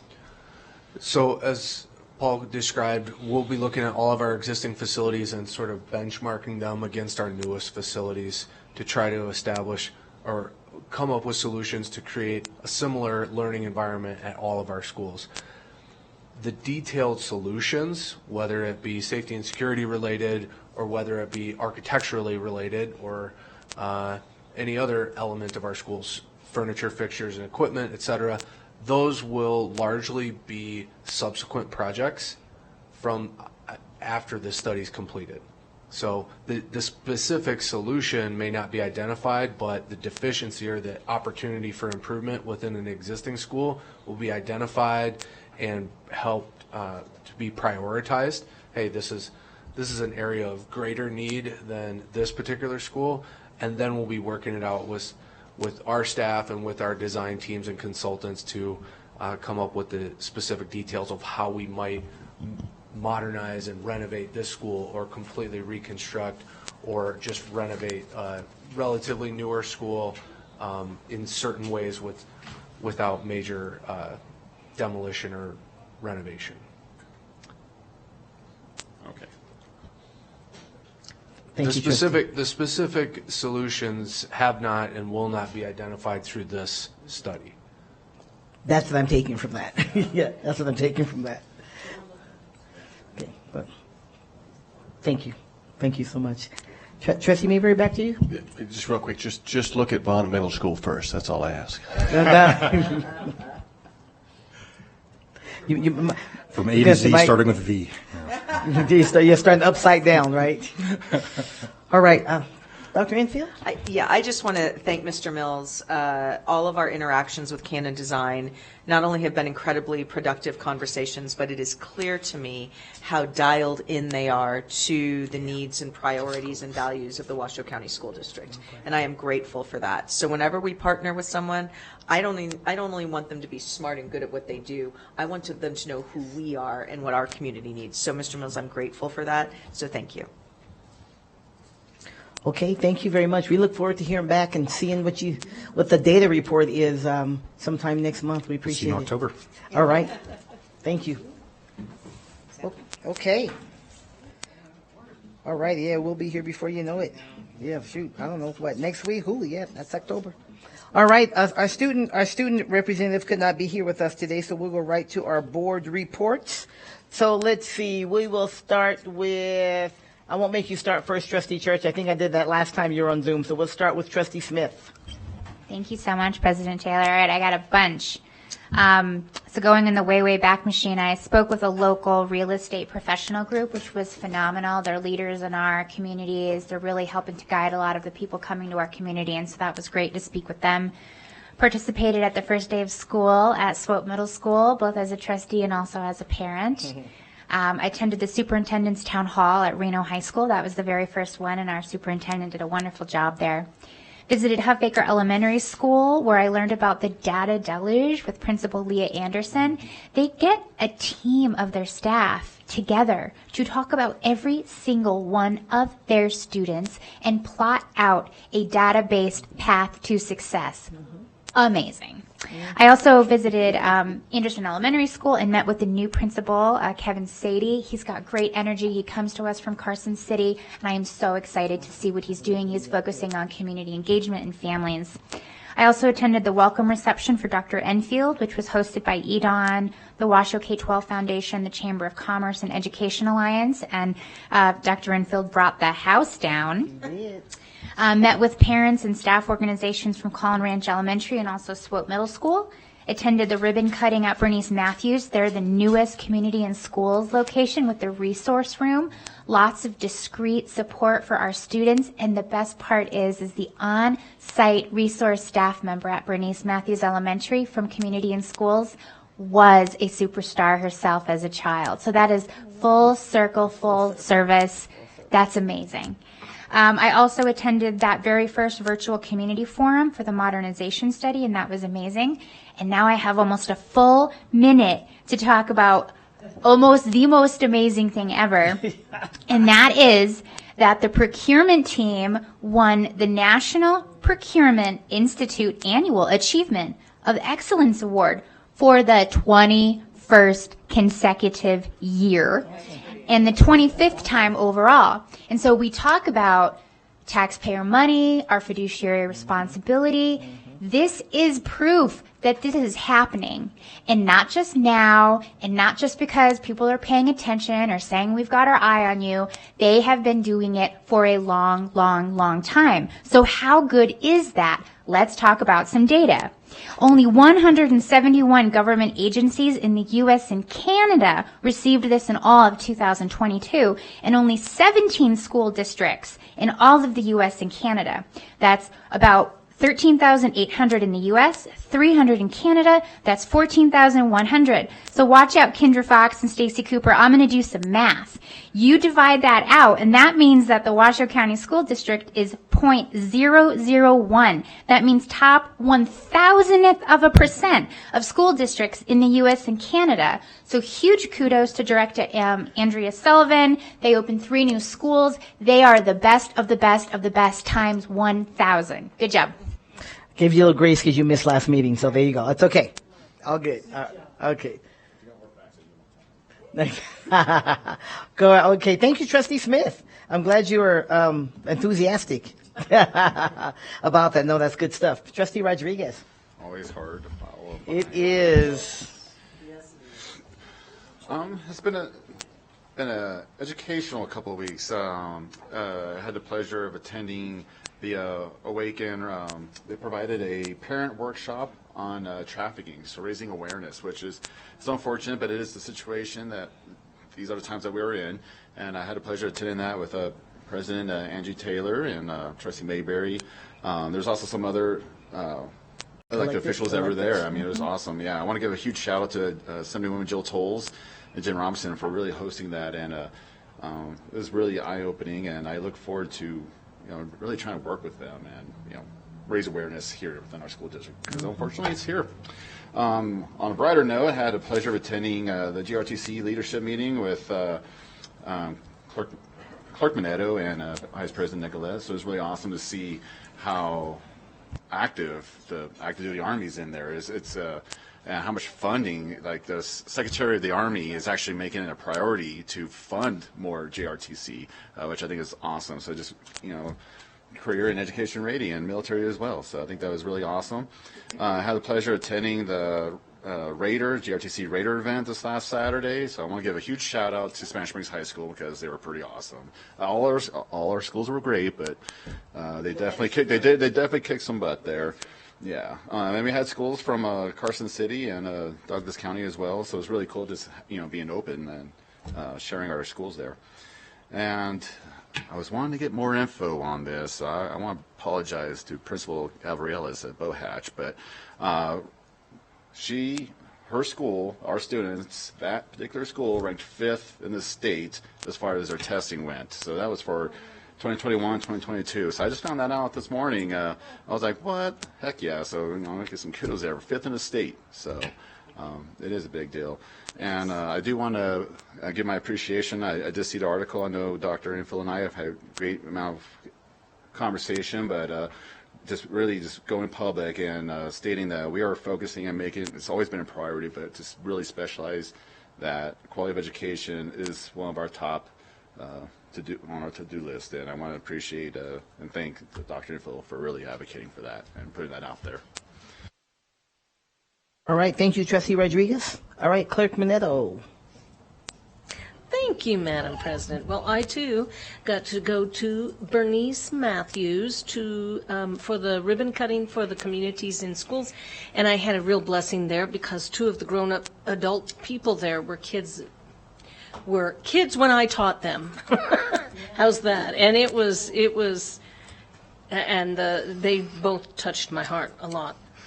And then I had the pleasure of going to Florence Drake for a surprise for the staff there that they won the blue. You're going to know all the details of this, aren't you? Good. A National Blue Ribbon Award, which means they're stellar, which means, and that's Florence Drake. It's really hardworking, amazing staff. Oh, boy.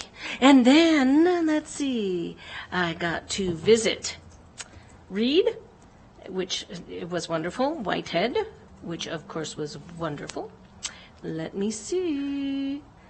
I had a real pleasure to visit I missed part of the policy meeting last week because I went to a home visit of a young lady who goes to Innovations, and it was delightful.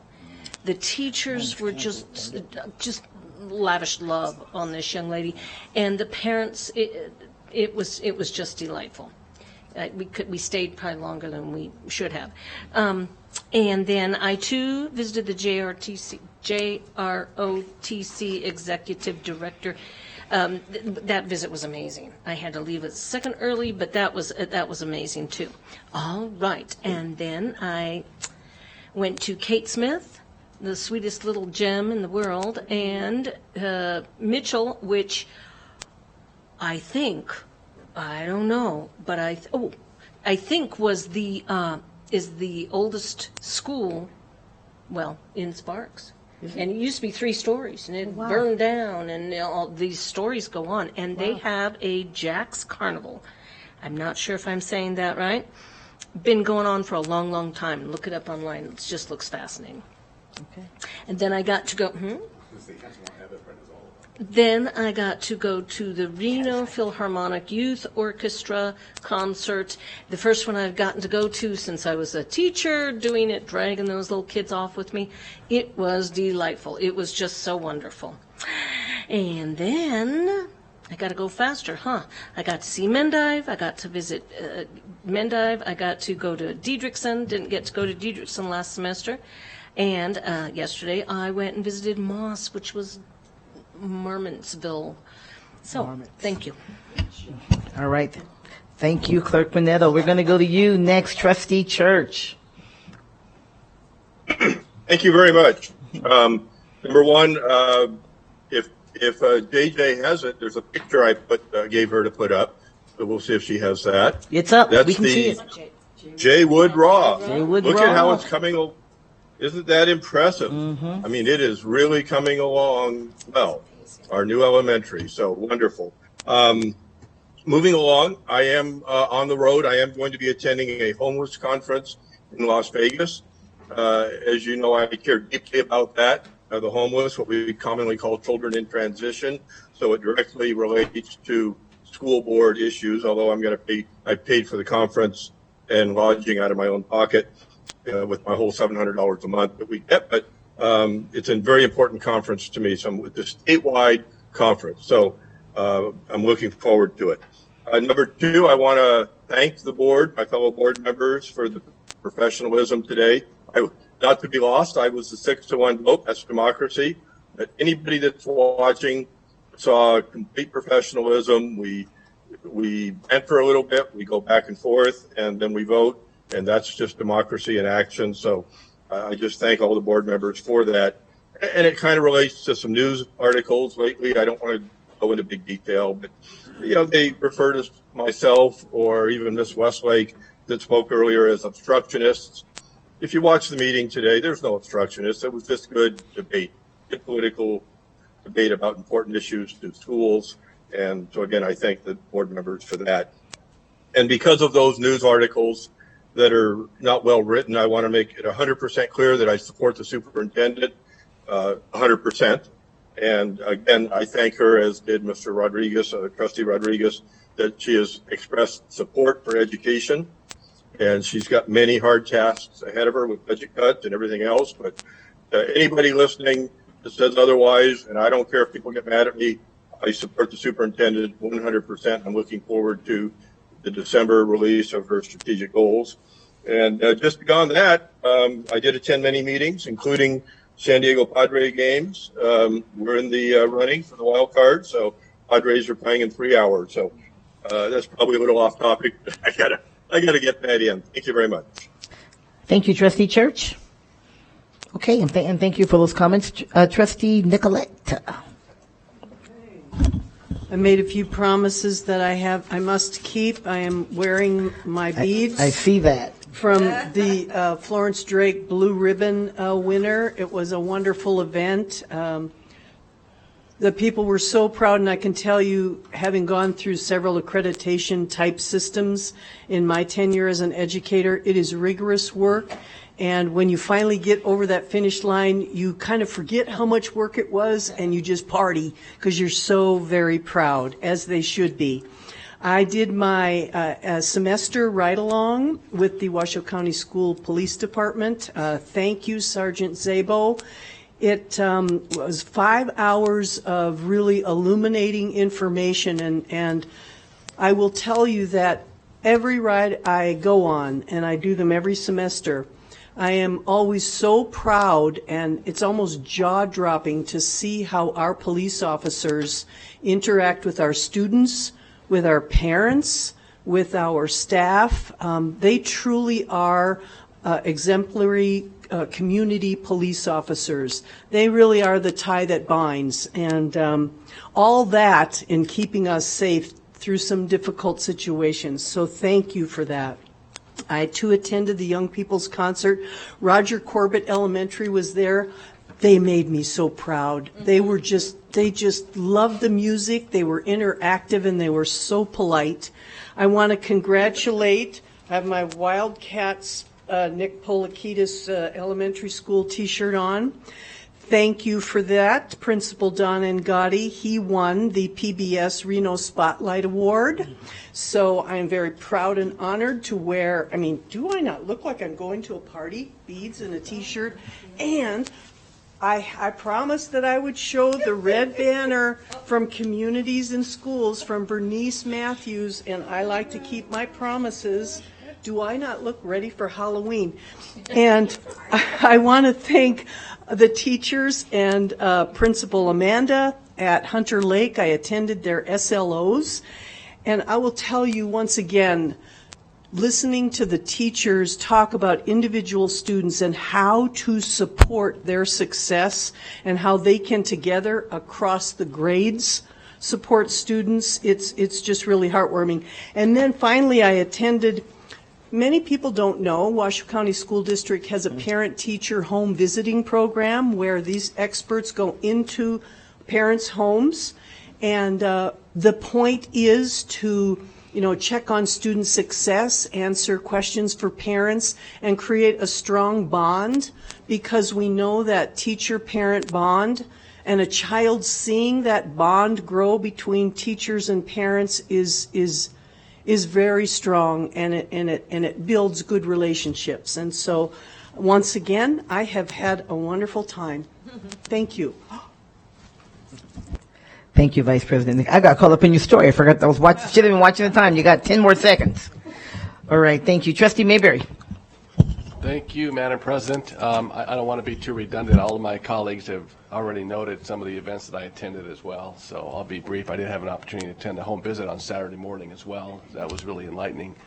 I attended 2 schools in the last 2 weeks. Alice Taylor Elementary, and that was a real thrill because as I was walking around, I walked into a 4th grade class with the principal, Kate Austell, and as soon as the teacher saw me, they transitioned to a government piece, and they were talking about government officials, and we have Trustee Mayberry here. Come on up to the front. So I was able to talk for a little while about government officials and was able to interact with the students, and those are the kinds of visits I really like, because a lot of tours don't really get that interaction. It's mostly observation. So this was really enlightening for me, and I had questions about the limousine that I came in and the security detail. And, so I had to put that to bed. Also had a chance to attend Aviation for Girls on Saturday. This was at Atlantic Aviation. This was a private event, wasn't really affiliated with the school district, but there's a lot of occupational shortages in the country, bus drivers, airplane pilots. So this was an opportunity to really inspire young girls and young women to take a look at the aviation careers and expand their horizons a bit. Also had the privilege of meeting with a couple of parents this week that had some special needs, special requests, and I appreciate the superintendent and the board president for assisting in that. Also wanted to give a shout out to Don and Gotti. Thank you at Paulikitas, so thank you for saying that, Vice President Nicolette. Want to encourage our motorists to slow down a little bit. We've had some close calls this week already, so encourage those that are, be aware of driving around in school zones. It's really important that we slow down for our kiddos as they cross the street and make their way to the school. Finally, just as on a personal note, this board, most of you have become very close, second family to me, and I appreciate everyone very much. And when one of us hurts, we all hurt. So speaking for me, and I know the rest of us, just wanted to express my support and love for Beth Smith, and I know that you're gonna recover and you're gonna bounce back, and I admire your courage, and I love you like a sister, and so God bless you. That's it. Thank you. Thank you, Trustee Mayberry. Some of my events as well were covered. I do want to mention that the 2 days after our last meeting was on the 13th. It was the start of Hispanic Heritage Month, and at various locations across our school district, they're celebrating in various ways. So let's just keep that in our minds as we go around doing what we do as trustees and do our visits and so on. That it's a really important to acknowledge those celebration times for various cultures and really appreciate the things that we can learn from them. Also, that the parent seminar for to help prevent sex trafficking. Any parent here or that are watching, you start thinking it can't happen to your kid, and God forbid that it does. But they put logos on the screen of the schools. There are probably about a dozen schools in our district that they've had cases of sex trafficking, and they were more in more affluent areas than those areas that you might think might not have as much of an issue. So I encourage parents. It's on. Thank you to Pastor Manera from Word of Life Ministries. On Plum, who opened up his house, right? His church, his sanctuary, to have it. It's a great community space to have it there, and it's on their Facebook page. It's on my personal Facebook page as well. I encourage parents. I've been telling parents since then, please go back and watch it, especially if you just catch that first hour. Gives you some things to look for, and can just really be of help to you. So I want to certainly encourage that. Trustee Mayberry spoke about a couple of parent meetings that we had, I had a couple others as well. I am so disappointed my home visit was canceled. And I was so looking forward to going. It was canceled, so hopefully I'll get an opportunity to get one in next time they come around. And just a couple more things. This weekend, again, private event, not affiliated with the school district, but it was really good. I got a chance to participate in a community leadership event, do a presentation, and guess who walks in the door? Right. Oh, okay. But it was a great time to really just talk about leadership. We talked about working together. We talked about the thing that was really important that I wanted to bring to the attention. There were some students in the room. And that's what was really cool. There were some students in the room, some from our district, some from Job Corps, but just to be able to be a part and see that our students are interested in leadership, right? And so much so that they're willing to take that chance, that step to do that. And then today was Navy Day at Lemelson STEM Academy. And I had a blast there right before coming here. I didn't get a chance to get to JJ, but they had a little quartet there, and they were playing like songs from Little Mermaid, from Moana, and the kids were just having a blast. Oh my! I'm going to try to get that to you for the next meeting. If they were having a blast, it was great. Of course, they were in uniform. It was a group doing Navy history, and I learned about the nuclear subs and how we're the first one to go to the North Pole and the nuclear sub ever. I mean, just all kinds of amazing things. It was great. Thank you so much to the Navy for taking the time to do that. It was amazing for the students. Oh, I went way over. Sorry, JJ looking like, hey. All right, sorry about that. I had to get in. That was a Navy plug, though. That was worth it. That was a Navy plug. Okay, Superintendent. Thank you, colleagues, for the good work that everyone's doing out in the community. Thank you, President Taylor. So I've got quite a bit here. I'll try to be as efficient as possible. I'm going to begin with a request, some celebrations, then some thank yous and some previews. My request is to build upon what Trustee Mayberry just talked about, to slow down and drive with care. We haven't actually just had some close calls. We have a student in the hospital right now in critical condition. Please, everybody, let's take care. I know that we all have places to be. We're all in a rush to get there, but we really need to be alert when it comes to paying attention, not just to our young people, but everybody, but of course our students in particular. Celebrations, I too want to congratulate Principal Ignati. That's exciting. And of course, Florence Drake. And what is even more exciting for me about Florence Drake is that by chance, the National Superintendent of the Year Forum that I will be attending in Washington, D.C., not Superintendent of the Year here from Washington, they do it the year after, coincides with the recognition in D.C. for Florence Drake. So I will be there in person to celebrate with them, which I am incredibly excited about. So wonderful news there. In terms of thank yous, I wish that Ivy were here because I wanted to publicly, and I will publicly, she's just not here to hear it, thank her and Tegan, who really took the lead in leading our first Student Advisory Council meeting last week, which was wonderful. They were so organized. They did such a good job. And we had an excellent turnout. We have a couple of schools that weren't represented, so we're going to make sure that we try to get representatives from all of our high schools there. But was just grateful for the students who gave their time and look forward to joining them in those meetings moving forward. I also want to thank everyone in the community who has been attending the coffee chats and town halls that we've been hosting, and I want to thank our schools who are hosting them and our wonderful communications team who is making all of this possible. They've been very well attended. We've had some excellent conversation, and I'm just grateful for that. Our Ducky Awards continue. I continue to give those out on a weekly basis, which is fabulous. And also had my first Soup with the Soup at Dilworth Middle School. Was able to spend about 4 hours at Dilworth, sort sort of touring classrooms, did a wonderful Q&A with some students, and then having soup with staff and hearing what their concerns are, what their points of pride are, and boy, is that a staff that is proud of its school, and boy, are they proud of the collegiality that they have with one another, and it shows. And so I want to thank everyone there for hosting. And then I want to give some previews. Oh, no, I'm not going to. No, first I have to do another thank you / celebration. My parent-teacher home visit was not canceled. And I really got so lucky because I got to go on a parent-teacher home visit with some of our wonderful teachers from Rita Cannon Elementary. But this was really a family affair because Michelle Cruz's mom went to Rita Cannon, and now her daughter, Linnea, and I think Linnea's 5th grade, and her little brother Bodie, who's a kindergartner, are at Rita Cannon. But wait, there's more.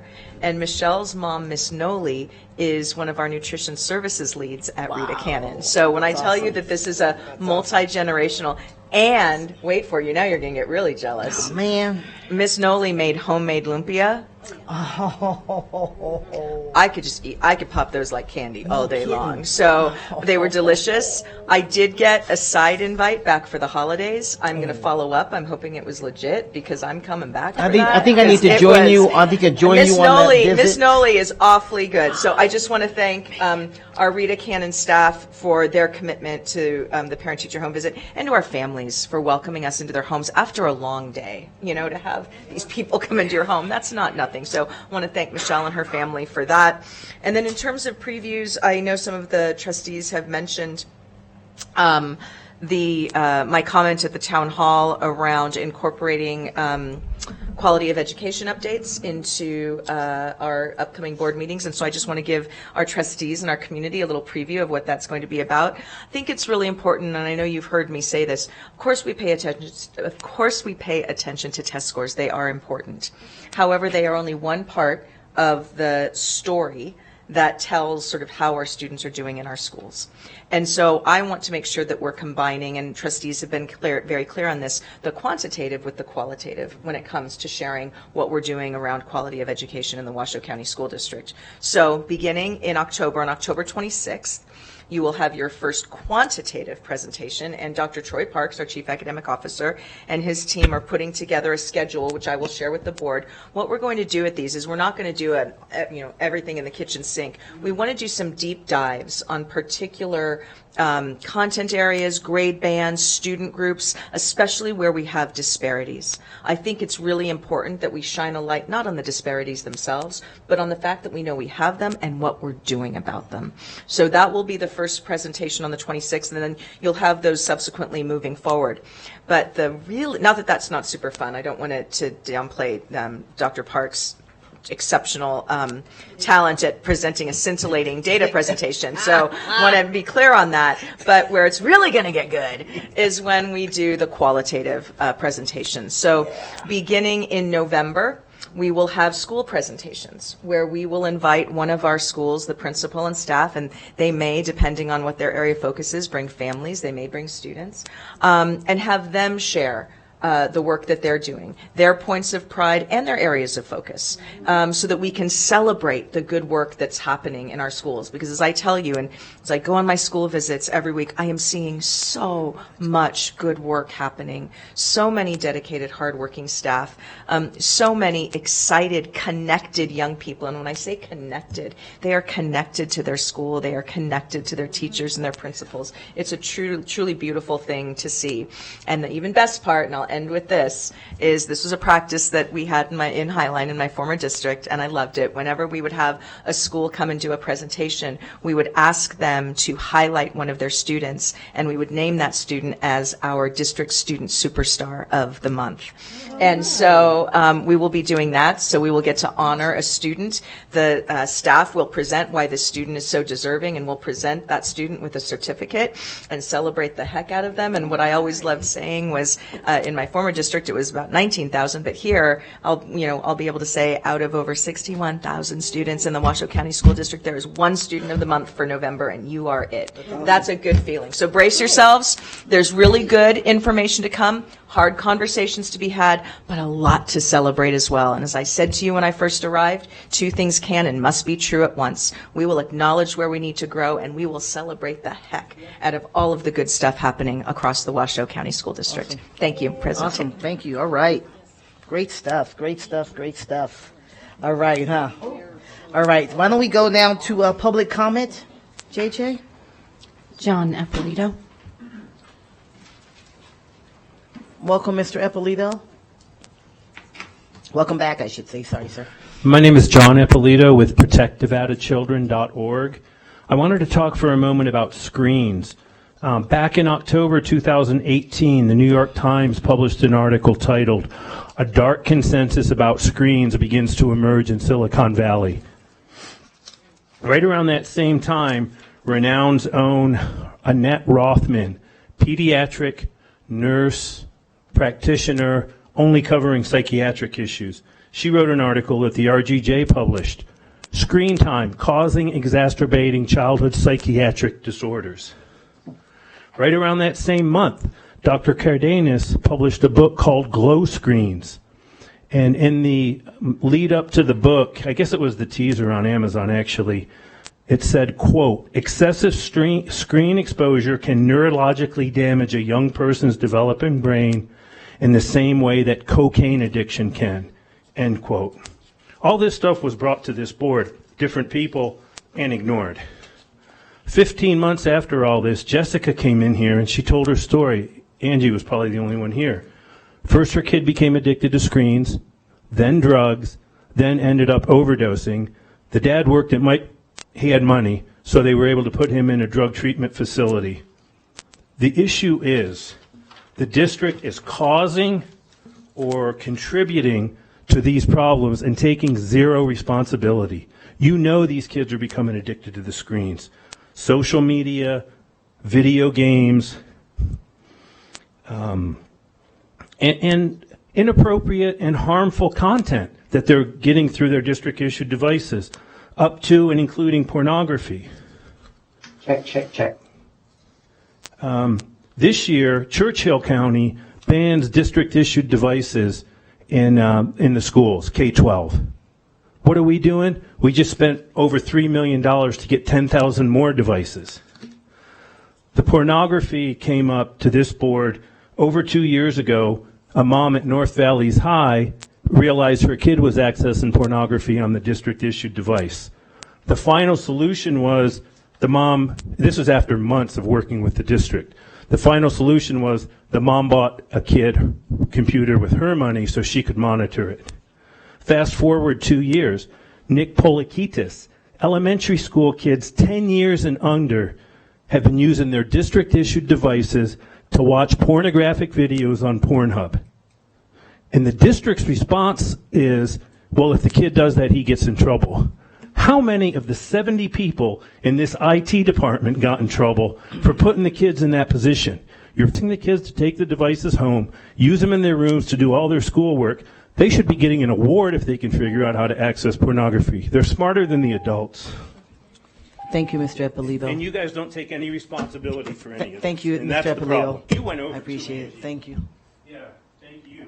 Melanie Sutton.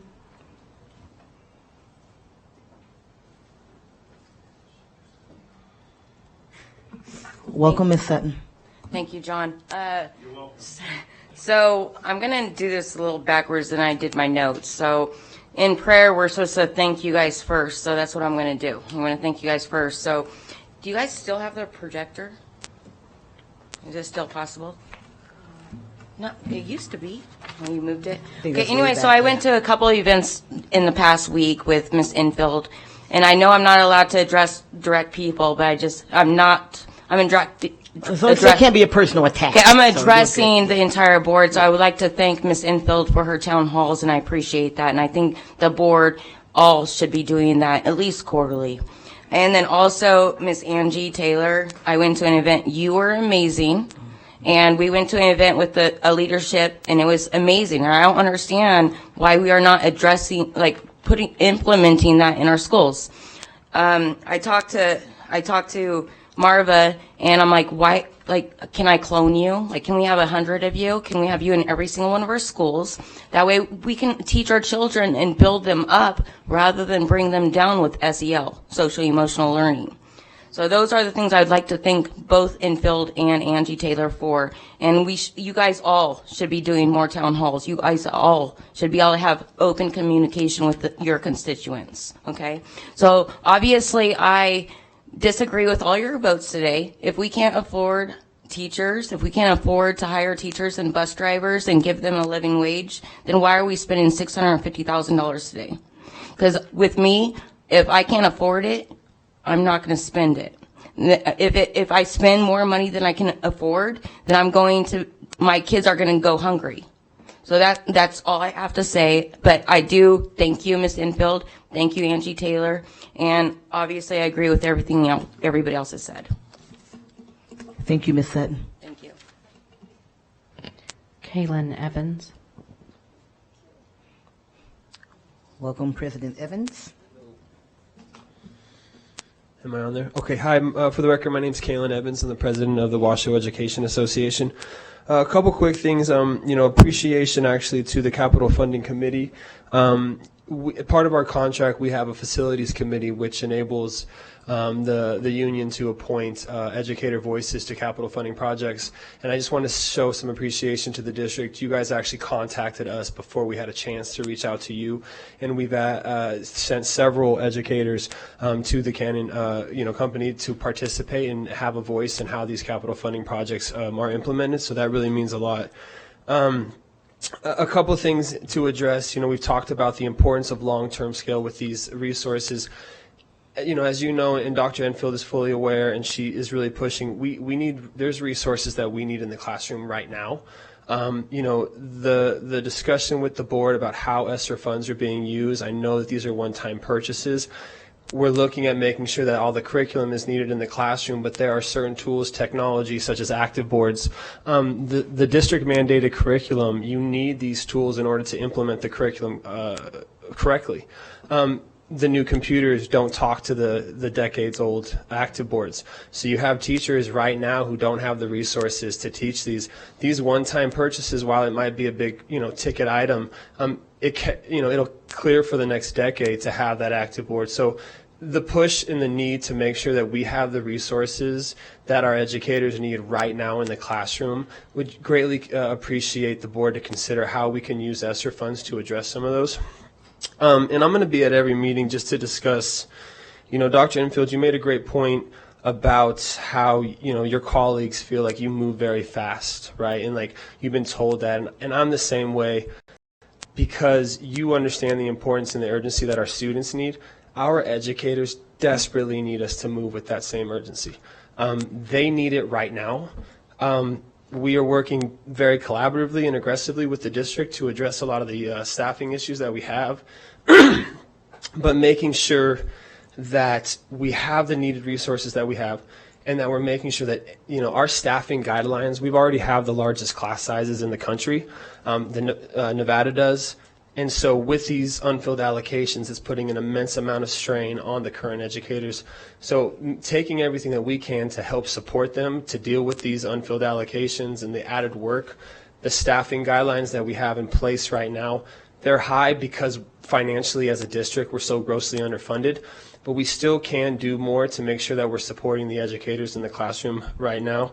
And then just real quick, love that you guys are doing home visits. I was actually the home visit coordinator for Lemelson for the last 10 years, have been on over 100 home visits myself. It's an amazing program to interact the community with our schools, so thank you. Thank you, Mr. Evans. Mike Krogan.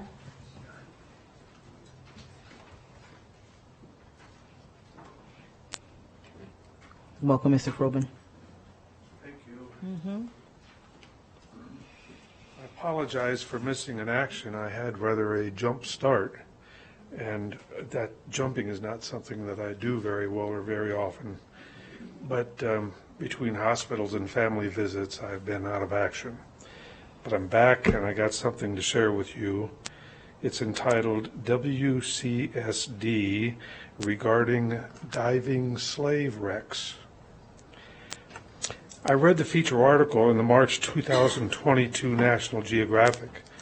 It tells a story that I think you'll understand, points to the importance of teaching all kids about all of our pasts. The Nat Geo story is about black scuba divers from the U.S., Caribbean, Africa, and elsewhere who have organized with underwater archaeologists to dive the wrecks of slave ships. In addition to bringing to life the history of those times, the divers and archaeologists are discovering much about their ancestors and themselves. I'd like to share with you a small piece of the article. It's written by Tara Roberts, a leader of the project. She speaks directly to the promise of teaching all children all of our histories. She writes, or she says, I thought this search for slave ships might be hard. I thought I would need hands holding mine, rubbing my back, consoling my tears and my heartache. Instead, I found strength and power and adventure and camaraderie. I found laughter, love, life, kinship. I found something strong and necessary to root and ground me. Perhaps opponents of teaching all history understand Mrs. Roberts' self-empowerment. After all,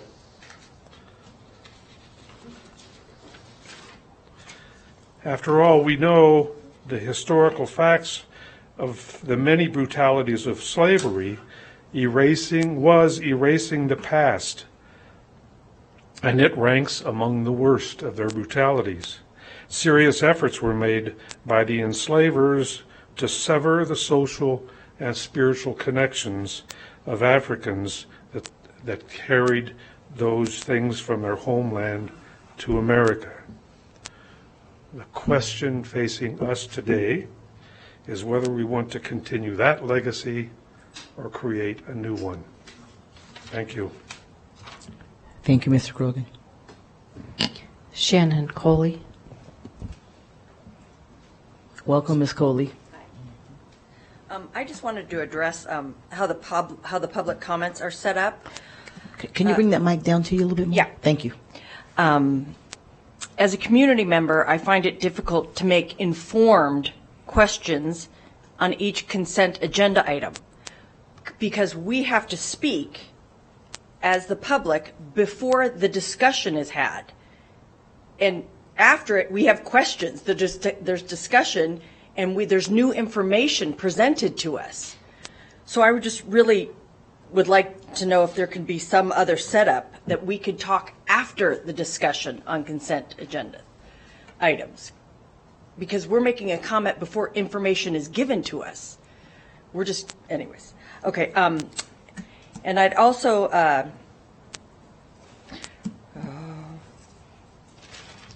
would like to talk about, the NRS 389 on the share statute that you were speaking of earlier.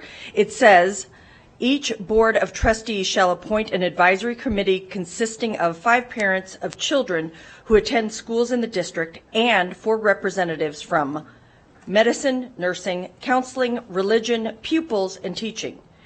And I know all of you are very keen on hearing from marginalized communities.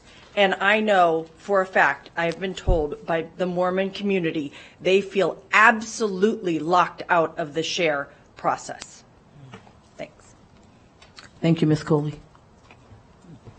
The board received an email from Ann Silver with the Chamber of Commerce.